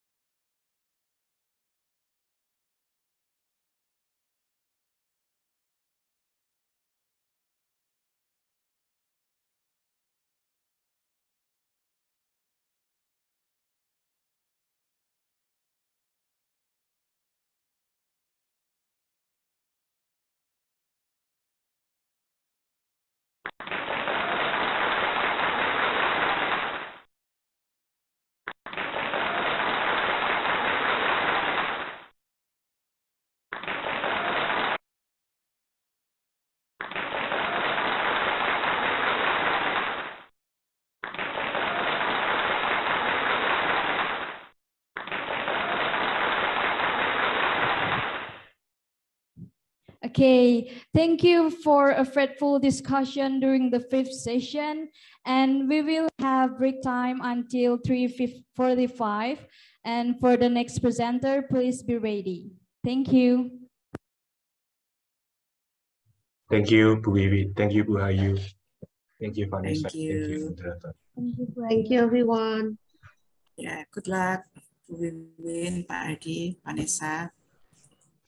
Thank you, Bu Hayu. Yeah. Well, I would like to remind you that we still have the third session. So we just have a break time until 3:45. Thank you.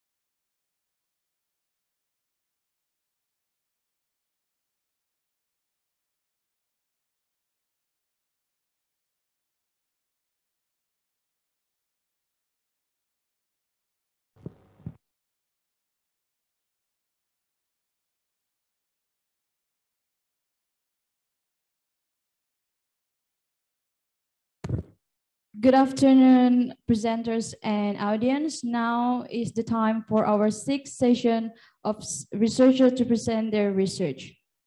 First of all, I want to check the reactors of room A already here. Dr. Jamerson is already here. Is Mr. Setio here?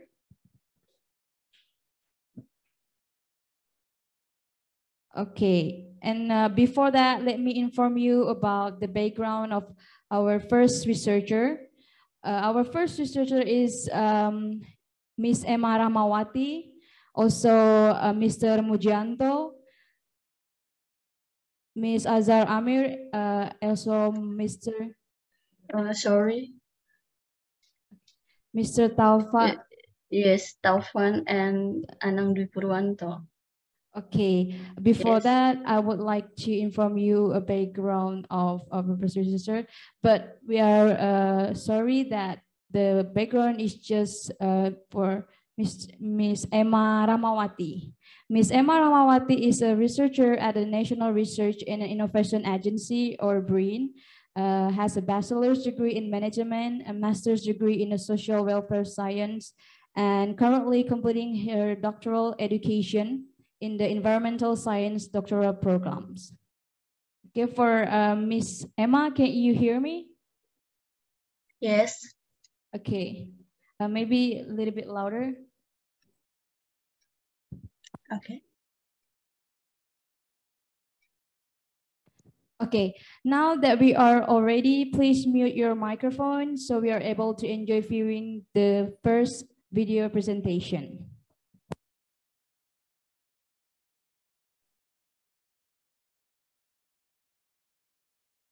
Assalamualaikum warahmatullahi wabarakatuh. Good afternoon, ladies and gentlemen. I'm Emma Rahmawati. I want to present about our research. The title research is Village Women Participation in Sustainable Waste Management. There are 3 personnel in this research. The first is me, Emma Rahmawati, Taufan Daniarta Soekarno, and Anang Dwi Purwanto.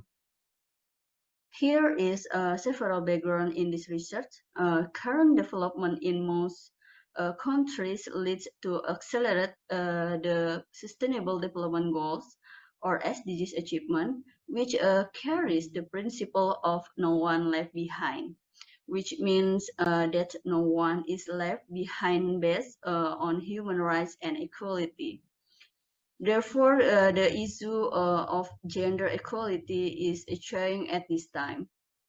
Based on a global gender gap report data in 2022 from the World Economic Forum, which has experienced an increase in the gender gap ranking, which is ranked 92 globally and 10th in the regional rankings. This show that overcoming the problem of gender equality in Indonesia still requires a lot of work that needs to be done. And development in Indonesia is currently being intensively carried out in rural areas where villages are at the forefront of achieving sustainable development goals through the achievement of the village SDGs. One of the environmental problems in the village is related to waste. Household made the most waste, so it requires special treatment related to this waste. The women's community in Taro Village, Bali is one of the groups that actively participate in village waste management programs. Based on the description above, the purpose of this study is to analyze the participation of village women in sustainability waste management with several research problem formulation, which are: 1, what is the form of participation of village women in sustainable waste management? And 2, what are the factors that encourage the participation of village women in sustainable waste management? And 3, what benefits are obtained from the participation of village women in sustainable waste management? And method in the research, using qualitative methods and start from August 2021 to January 2022, and collected data by observation, in-depth interviews, FGD, documentation, and literature studies. Informant in this research are housewives, waste managers, cadres, family welfare program or PKK, women and women's farmer groups or KWT.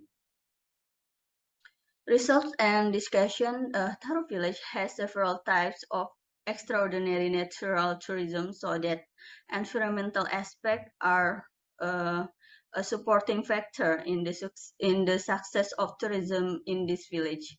One of the most important things is keeping the environmental clean lines in the village waste management program.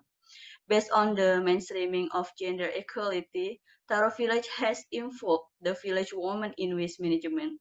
This is aligned with the mandate of Law Number 32 of 2009 concerning environmental protection and management, which provides space for the community to participate in environmental protection and management efforts, namely the participatory principles and the principles of openness. And in this process of participation in waste management, are planning, implementing, evaluating, and enjoying the results. Planning is usually carried out through village community discussion, which discuss the mechanism and management of waste management. Example, development plan TPS 3R, designing village regulation related to waste management, and designing waste management flow. And in the implementation of management of waste management, village women are involved in all stages of the waste management practice, including sorting and housing, collection, waste processing, waste transport, and utilization. And Taro Village women participation in the implementation of waste management is carried out in various forms and different roles at each stage. The forms of participation found are in the form energy, money, times good, and talks. The role of village women themselves in this case is housewives, waste managers, cadres, and PKK women and women farmer groups. And in the evaluation process of waste management, village women are involved in evaluating the activities that have been carried out to monitor the course of good management system and improve waste management for the better. In enjoying the results are maintaining environmental quality and economy. The quality of the village environment can be seen from the clean air in Taro Village, where it is proven that there are fireflies that can live well in this village. In addition, plants in the yard of the house and on-farm thrive and support the improvement of nutrition and family good security. And as for economic benefits, village women get an increase in income from reducing the cost of buying vegetables and fruit and selling processed agriculture products from the use of organic fertilizer from recycled waste. And driving factors of participation village women in waste management are willingness, ability, and opportunity. Village in willingness, village women have a good perception of the environment, attitude towards environmental management, and the motivation to be involved in village waste management program. And ability, Taro village women should have a good level of knowledge, skills, experience, and availability of time in the field of waste management. and opportunity, which are the level of institutional effectiveness, the level of ease of bureaucracy, and the level of availability of clear regulation, are important drivers in supporting the participation of village women. When referring to the stage of sustainable waste management, the participation of village women has helped reduce waste production from the source where the waste produced in the village has been completely processed in the village so that it does not burden the landfill, where village women already manage to recycle and reuse waste in the village.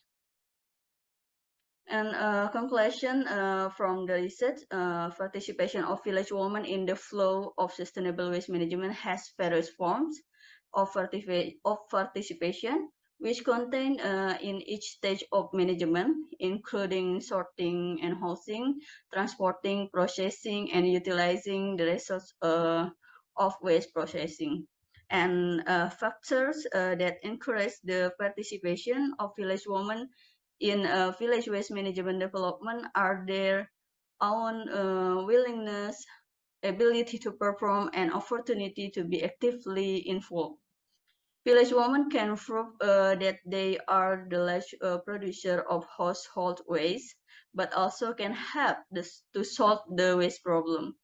Upon their service for their community, they can also increase the family's economic income through their involvement in waste management.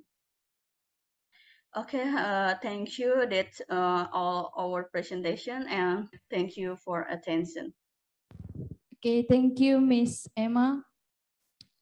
Now that we are going to the second presentation, which Mr. Muhammad Indra Hadi Wijaya from Vocational School Diponegoro University. Mr. Hadi, are you here? Yes, I am. Okay, thank you. Now that we are ready, please mute your microphone so we are able to enjoy viewing the second video presentation.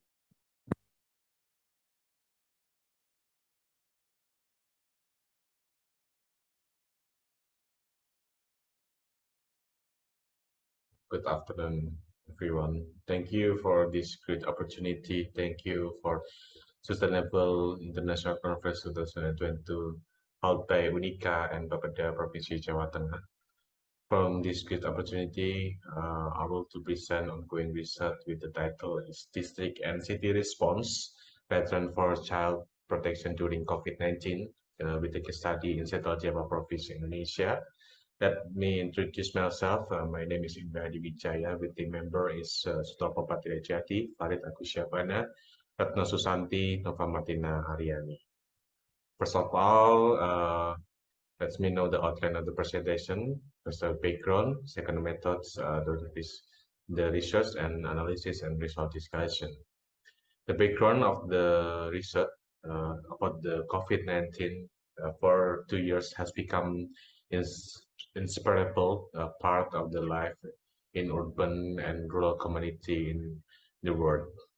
The impact of this COVID-19, such as the impact to the all sector, not especially in children. Children are the vulnerable part of the society during a pandemic. What are the conditions for their health, education, protection, and etc. The role of the city and district governments carry out doing duty as a public servant is important, where all the stakeholders have an important role to protecting the children during the pandemic COVID-19. Central Java Province, one of the provinces affected by COVID-19, has responded well with the adaptive program held in Central Java Province. First, the literature review about the city and COVID is from the Kapolongo in 2020 about the concept of the immediately action during the COVID and the medium long-term action. In the immediate action, we know that the concept about the program, the flexibility city, and then plan and smart and sustainable mobility network, define the neighborhood services, develop the digitalization, and rethinking the accessibility. For the medium long term, this is designed for the indoor flexibility of the life space, rethink, build, and typology, renovate the basic care, and integrate the informal emergency plan and improve the stakeholders' awareness. This is about the city and COVID concept by Kepala. And the second literature about the children with the COVID by Nadia in 2022. There is a basic risk reverse, underlying risk reverse, and the immediate risk reverse. We use the underlying risk reverse like a poor feeding practice, food insecurity, limited care of resistant health and service, and unhealthy household environment used on this research. The methods from the research is analysis began with the data that's a trend and issue discussed from the pre-pandemic COVID-19 condition and the present, and then the explanation by analysis from the existing study, and the issue that we analyze or we discuss in this research about 5 dimensions like health, poverty, education, child protection, and environment. The data of the research come from the Statistics Bureau, UNICEF, and the ministry, or come from the organization or agency in Central Java province. And the right picture is about I captured in 2 days ago that proved that COVID still exists in Central Java province. The finding for the research come from the 5 dimensions. First, about the health, the aspect that we find about the long-term impact of infection, balancing nutrition, immunization, and health services. The total number of the death by COVID-19 in children is 0 until 18 years old to the COVID. In the COVID-19 in Central Java is around 0.9%. Data taken in November 2021. The data from the Indonesia Toddler Nutrition that in 2021 fell to 20.90. This is better than 2020. During 2020 pandemics, the infrastructure for the health, like 64% posyandu Indonesia partially stopped their activity, 36% stopped completely, and the general facility of the health is 84% in Indonesia are affected by COVID-19 pandemic. The second dimension about the poverty, the aspect about the poverty, inequality race, and unemployment and children labor. From the data from the Dinas Pemberdayaan Perempuan Perlindungan Anak, they have stated 158 children has lost their parents, and 440 children has lost both the parents in orphan, and due to the COVID-19 data takes to September 2021. The third dimension about education, the aspect of loss learning, loss of the learning, dropout, and mental health during the COVID. UNICEF survey sample in Central Java, they found about the most obstacle faced the COVID-19 during to the education is limited access to the internet, and then motivation, children to learning, limited capacity of parent teaching the children, and then limited time parents to the accompanying the children. The fourth dimension about the child protection, the problem about the child marriage, violence against children, and child labor. The data from Penyandang Masalah Kesejahteraan Sosial or PMMKS and Dinas Sosial Central Java Province found there's still a problem with this aspect.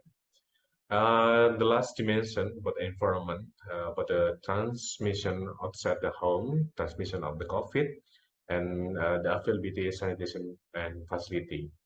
From the 2020 that school, they have sanitation profile data.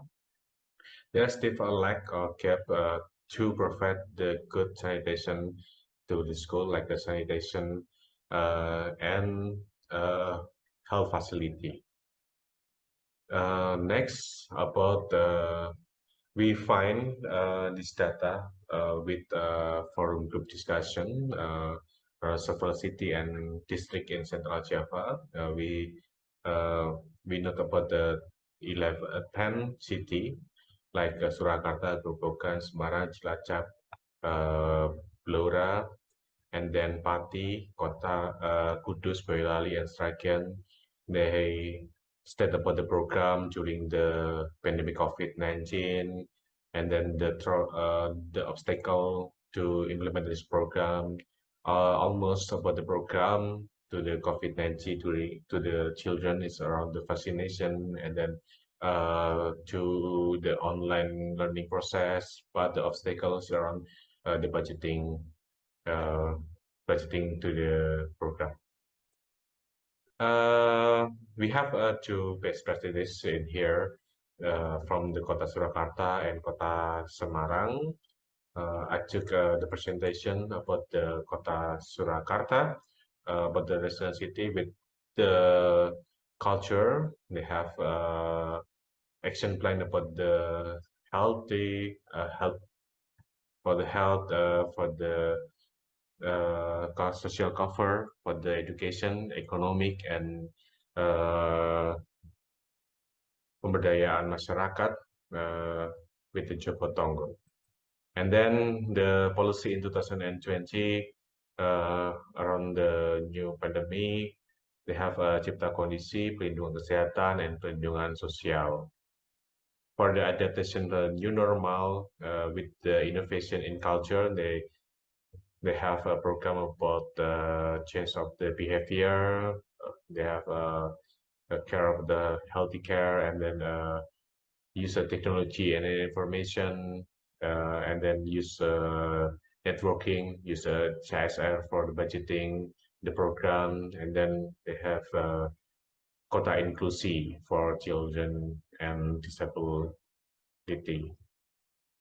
This is a policy for accelerated vaccination in Surakarta, and then this is best practice in Kota Semarang about healthcare, and then this is focusing budgeting in Kota Semarang, and this for the children about the education. First, they must prioritize the security of the healthiness, and then they prepare for the offline courses to the student, and result and discuss. First, the result is all regency and cities in Central Java have carried out the process of recovering and impact of the COVID-19. The second, but the focus of the regional policy is around the economic to grow or accelerated the regional economy. And second is about encourage the vaccination to accelerate vaccination. And the third result is the program for protecting children affected by COVID-19 has not been fully implemented by the region, such as first about the health, they have obstacle about the complete the starting program, and the poverty, the direct assistance program have not been well targeted, and the third about the education, they have still facing the learning loss for the children because the 2 years they're still online class, and then fourth about the child protection, like violence against the children, and then last about the environment, they still like gap during the facility and infrastructure to support the children needs. Thank you for the UNICEF and University of for support this research, and then thank you for all for the attention, and Wassalamualaikum warahmatullahi wabarakatuh, and let us discuss. Okay, thank you, Mr. Hadi, for the presentation.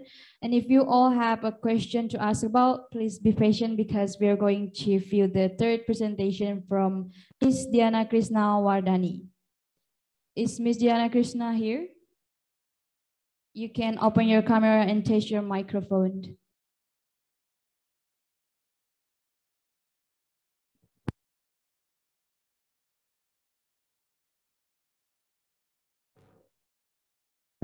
Miss Dian? No? Okay, we're going to viewing the third video presentation.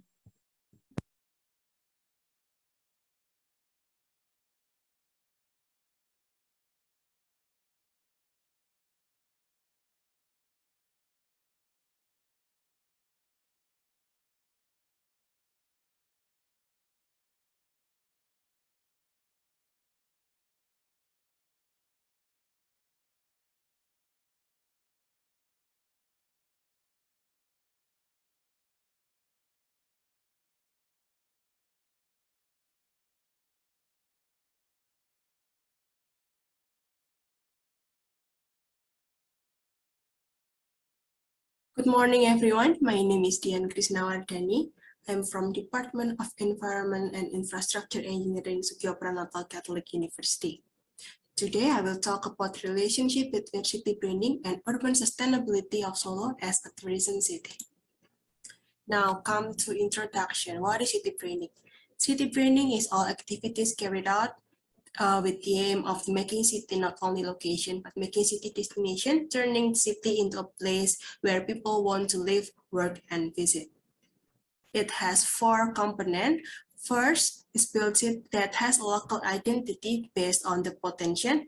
The development of city design has a local identity and cultural diversity, with socio-cultural and local wisdom as part of life and solving problems, also preservation of the city's cultural heritage. Sustainability have 3 main pillars: environment, economy, and social. Integration between them become main strategy to make cities sustainable. In Indonesia, city branding is a new thing that has become a trend in almost every local government. Along with the spirit of regional autonomy, it must compete to order and survive by the laying of the potential.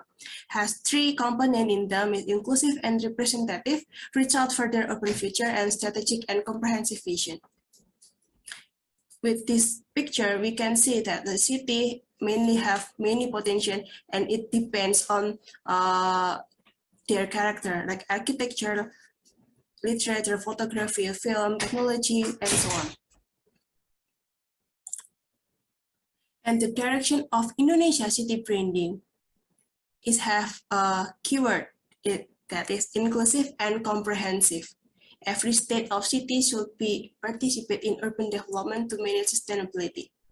With able to build city identity that can elevate local identity at the national global levels, lead city to sustainable urban future, be a reference of our urban planning and design green strategy, be inclusive development for all stakeholders and government in urban development.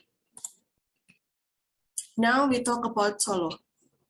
Solo with the slogan, Spirit of Java. This brand is expected to increase regional growth, especially through the tourism sector. The tourism sector itself has recently now increasing in the development. At least this sector is projected to become a new phenomenon in the global economy in the 21st century. Solo with Spirit of Java is based on the consideration of creating an area with strong economic competitiveness, as well as positioning among others regions with special characteristics which are needed as the identity of the city to the wider community. Solo is one of many regions that are trying their luck through city branding. Spirit of Java itself is the image identity launched by the local government on 2007. As we can see in this slide, Solo have so many characters that come into one word, its culture. As a city that is more than 250 years old, Solo has many areas with cultural and historical sites. We can see the dance, the palace, the ritual, and also the market. The existence of the palaces is a manifestation of the existing of local cultural heritage, which is still maintained as a legacy from the past and history.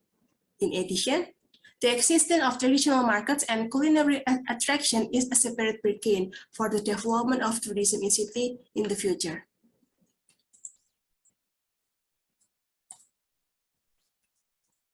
Okay, we talk about Solo and culinary. Now, more specific, we will talk about the main potential of Solo as tourism city. Based on the tourist preference that we did the survey before, based on age and interest. It's mostly among 20 to 40 years old, and the interest mostly 95% is come to culinary.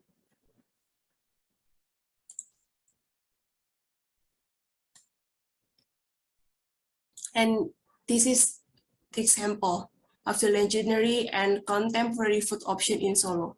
Ferry food option is ready to serve and ready to 24/7 service for us, like roti canap, it as traditional cake or bread, or the other fusion food that can attract youngsters like students or millennials.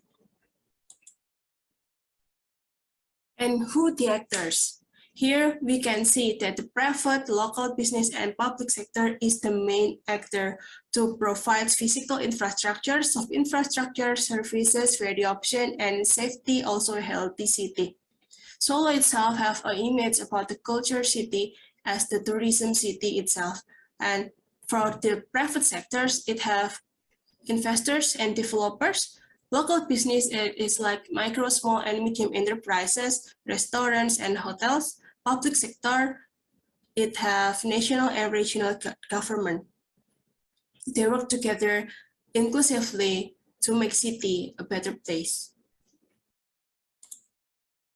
And now come to the conclusion. City branding is a new approach toward urban development of sustainable cities. City branding is a novel aspect of urban communication, improve marketing of the city image in the various ways by converting the visual image of the city into a brand image.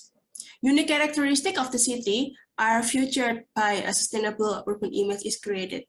Solo as a legendary city, able to combine design, marketing, and philosophy with city potential to create a suitable image that attract local and global attention, with food as the part of the culture and the main destination to the tourists.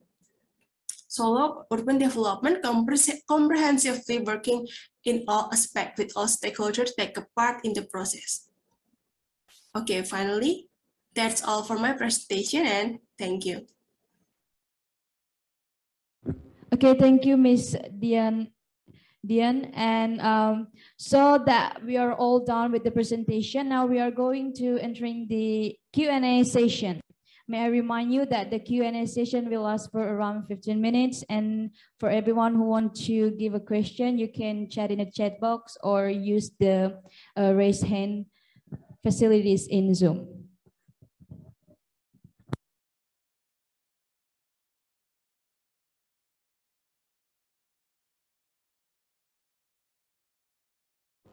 Yeah, there is a questions from Mr. Cahyadi. The questions are addressed to the first presenter. First, villages regulation is considered to be the main reason that pushed women participation in waste management into wider and bigger stages. What kind of regulation does the Taro village has in this case? The second, one of the benefits felt by village women in waste management is in economic sector, where the village women experience reduced costs in terms of purchasing vegetables and fruit. Can you explain this? Thank you.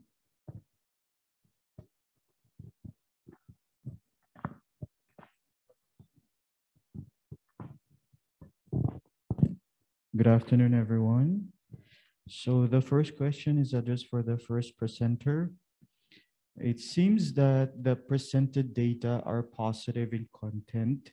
I'm just wondering if there is any limitation encountered by the village women in delivering the sustainable waste management in their community. That's the first question for the first presenter. For the second presenter, you mentioned about the health, poverty, education, child protection, environment. I'm just curious what type of data collected to generate this kind of results, because you mentioned all of these areas, but maybe I miss out how or what type of data were collected to generate this kind of results. Thank you. Okay, for Miss Emma, you can answer the question. Okay, I'll try to answer the question from Mr. Cahyadi. In question 1, Tar Village has two kind of regulation. First is village regulation, and the second is customary regulation. And village regulation make sure the every programs inside the village is run legally by the village government according to Indonesian law. And the customary regulation is to shape how the community behave according to its original custom, tradition, regulation, and ethics. Yeah. In this waste management programs case, in this waste management program case, the sanctions were given for those who do not pay the retribution and violation letters who didn't dispose the waste. The form of sanctions are fine, exclusion from any customary service, and other customary sanctions.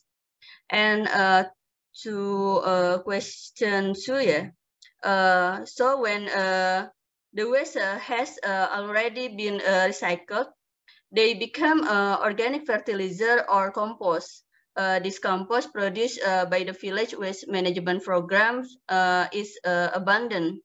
And so the village government decided that they should give the compost to their community back in the right way. And what they did is give the compost to every underdeveloped household or rumah tangga miskin, and women farming groups or KWT, and village for garden kebun pangan di desa Taro or Taro village, so that they could use it as an input to apply organic farming in their own yards. By doing that, the village government views them into self-sustaining households where they can plant fruit, vegetables, or herbs that they can consume themselves. So they don't need to buy it anymore. Maybe to a question from Mr. Cahyadi, and one question again, maybe my team answer the question. Please, Mas Taufan.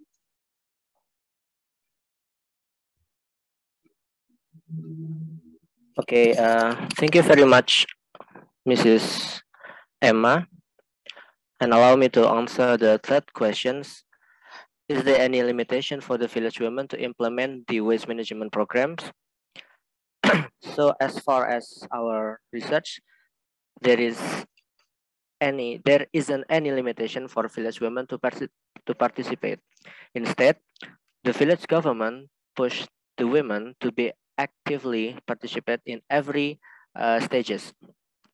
But there are some obstacles in their way for implementing the programs, such as some villages who didn't want to change the way to dispose the waste, and even they asked the women caterers, the caterers to walk away and stay out from their habit.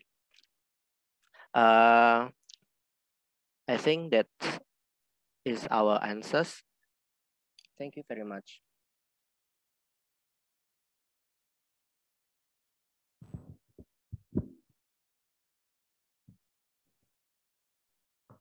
Okay, thank you, Miss Emma and Mr. Taufan.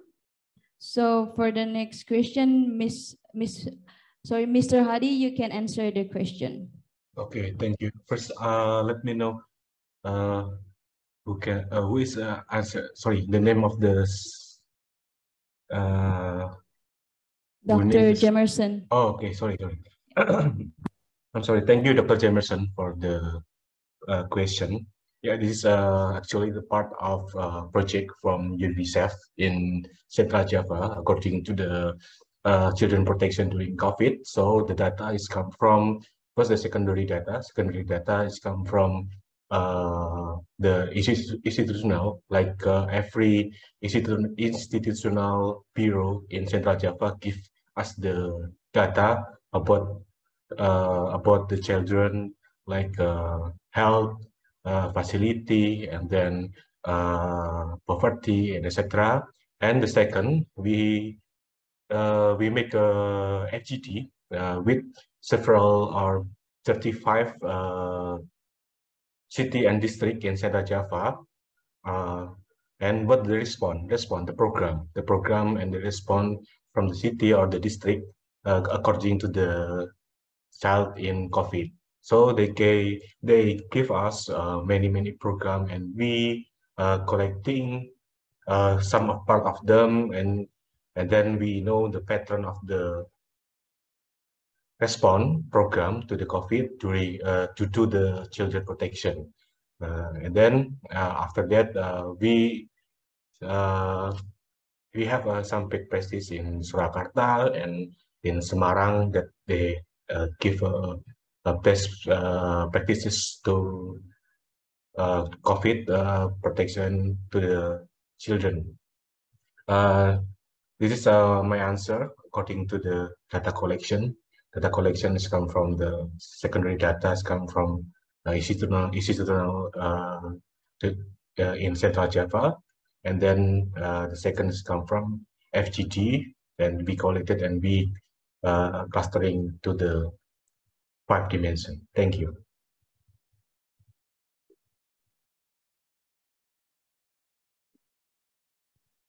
Okay, Mr. Hadi, thank you for the answer.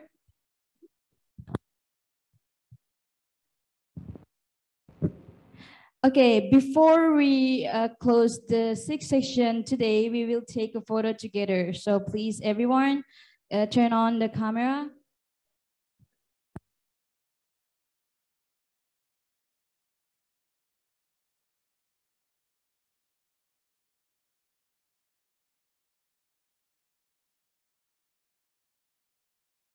Okay, I will count from 1, 2, 3. And for the last session, that we will hand over the e-certificate to all presenters.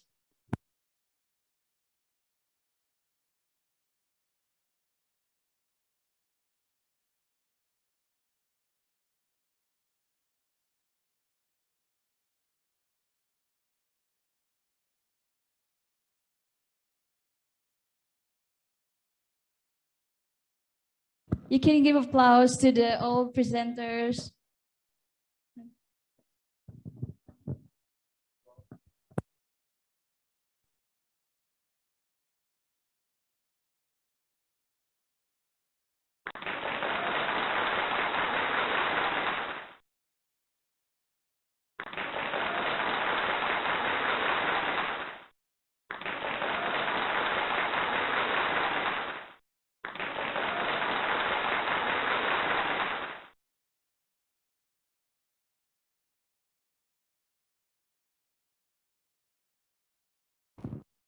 So after this parallel session, the presenters and the audiences please return to the main room to attend the closing ceremony.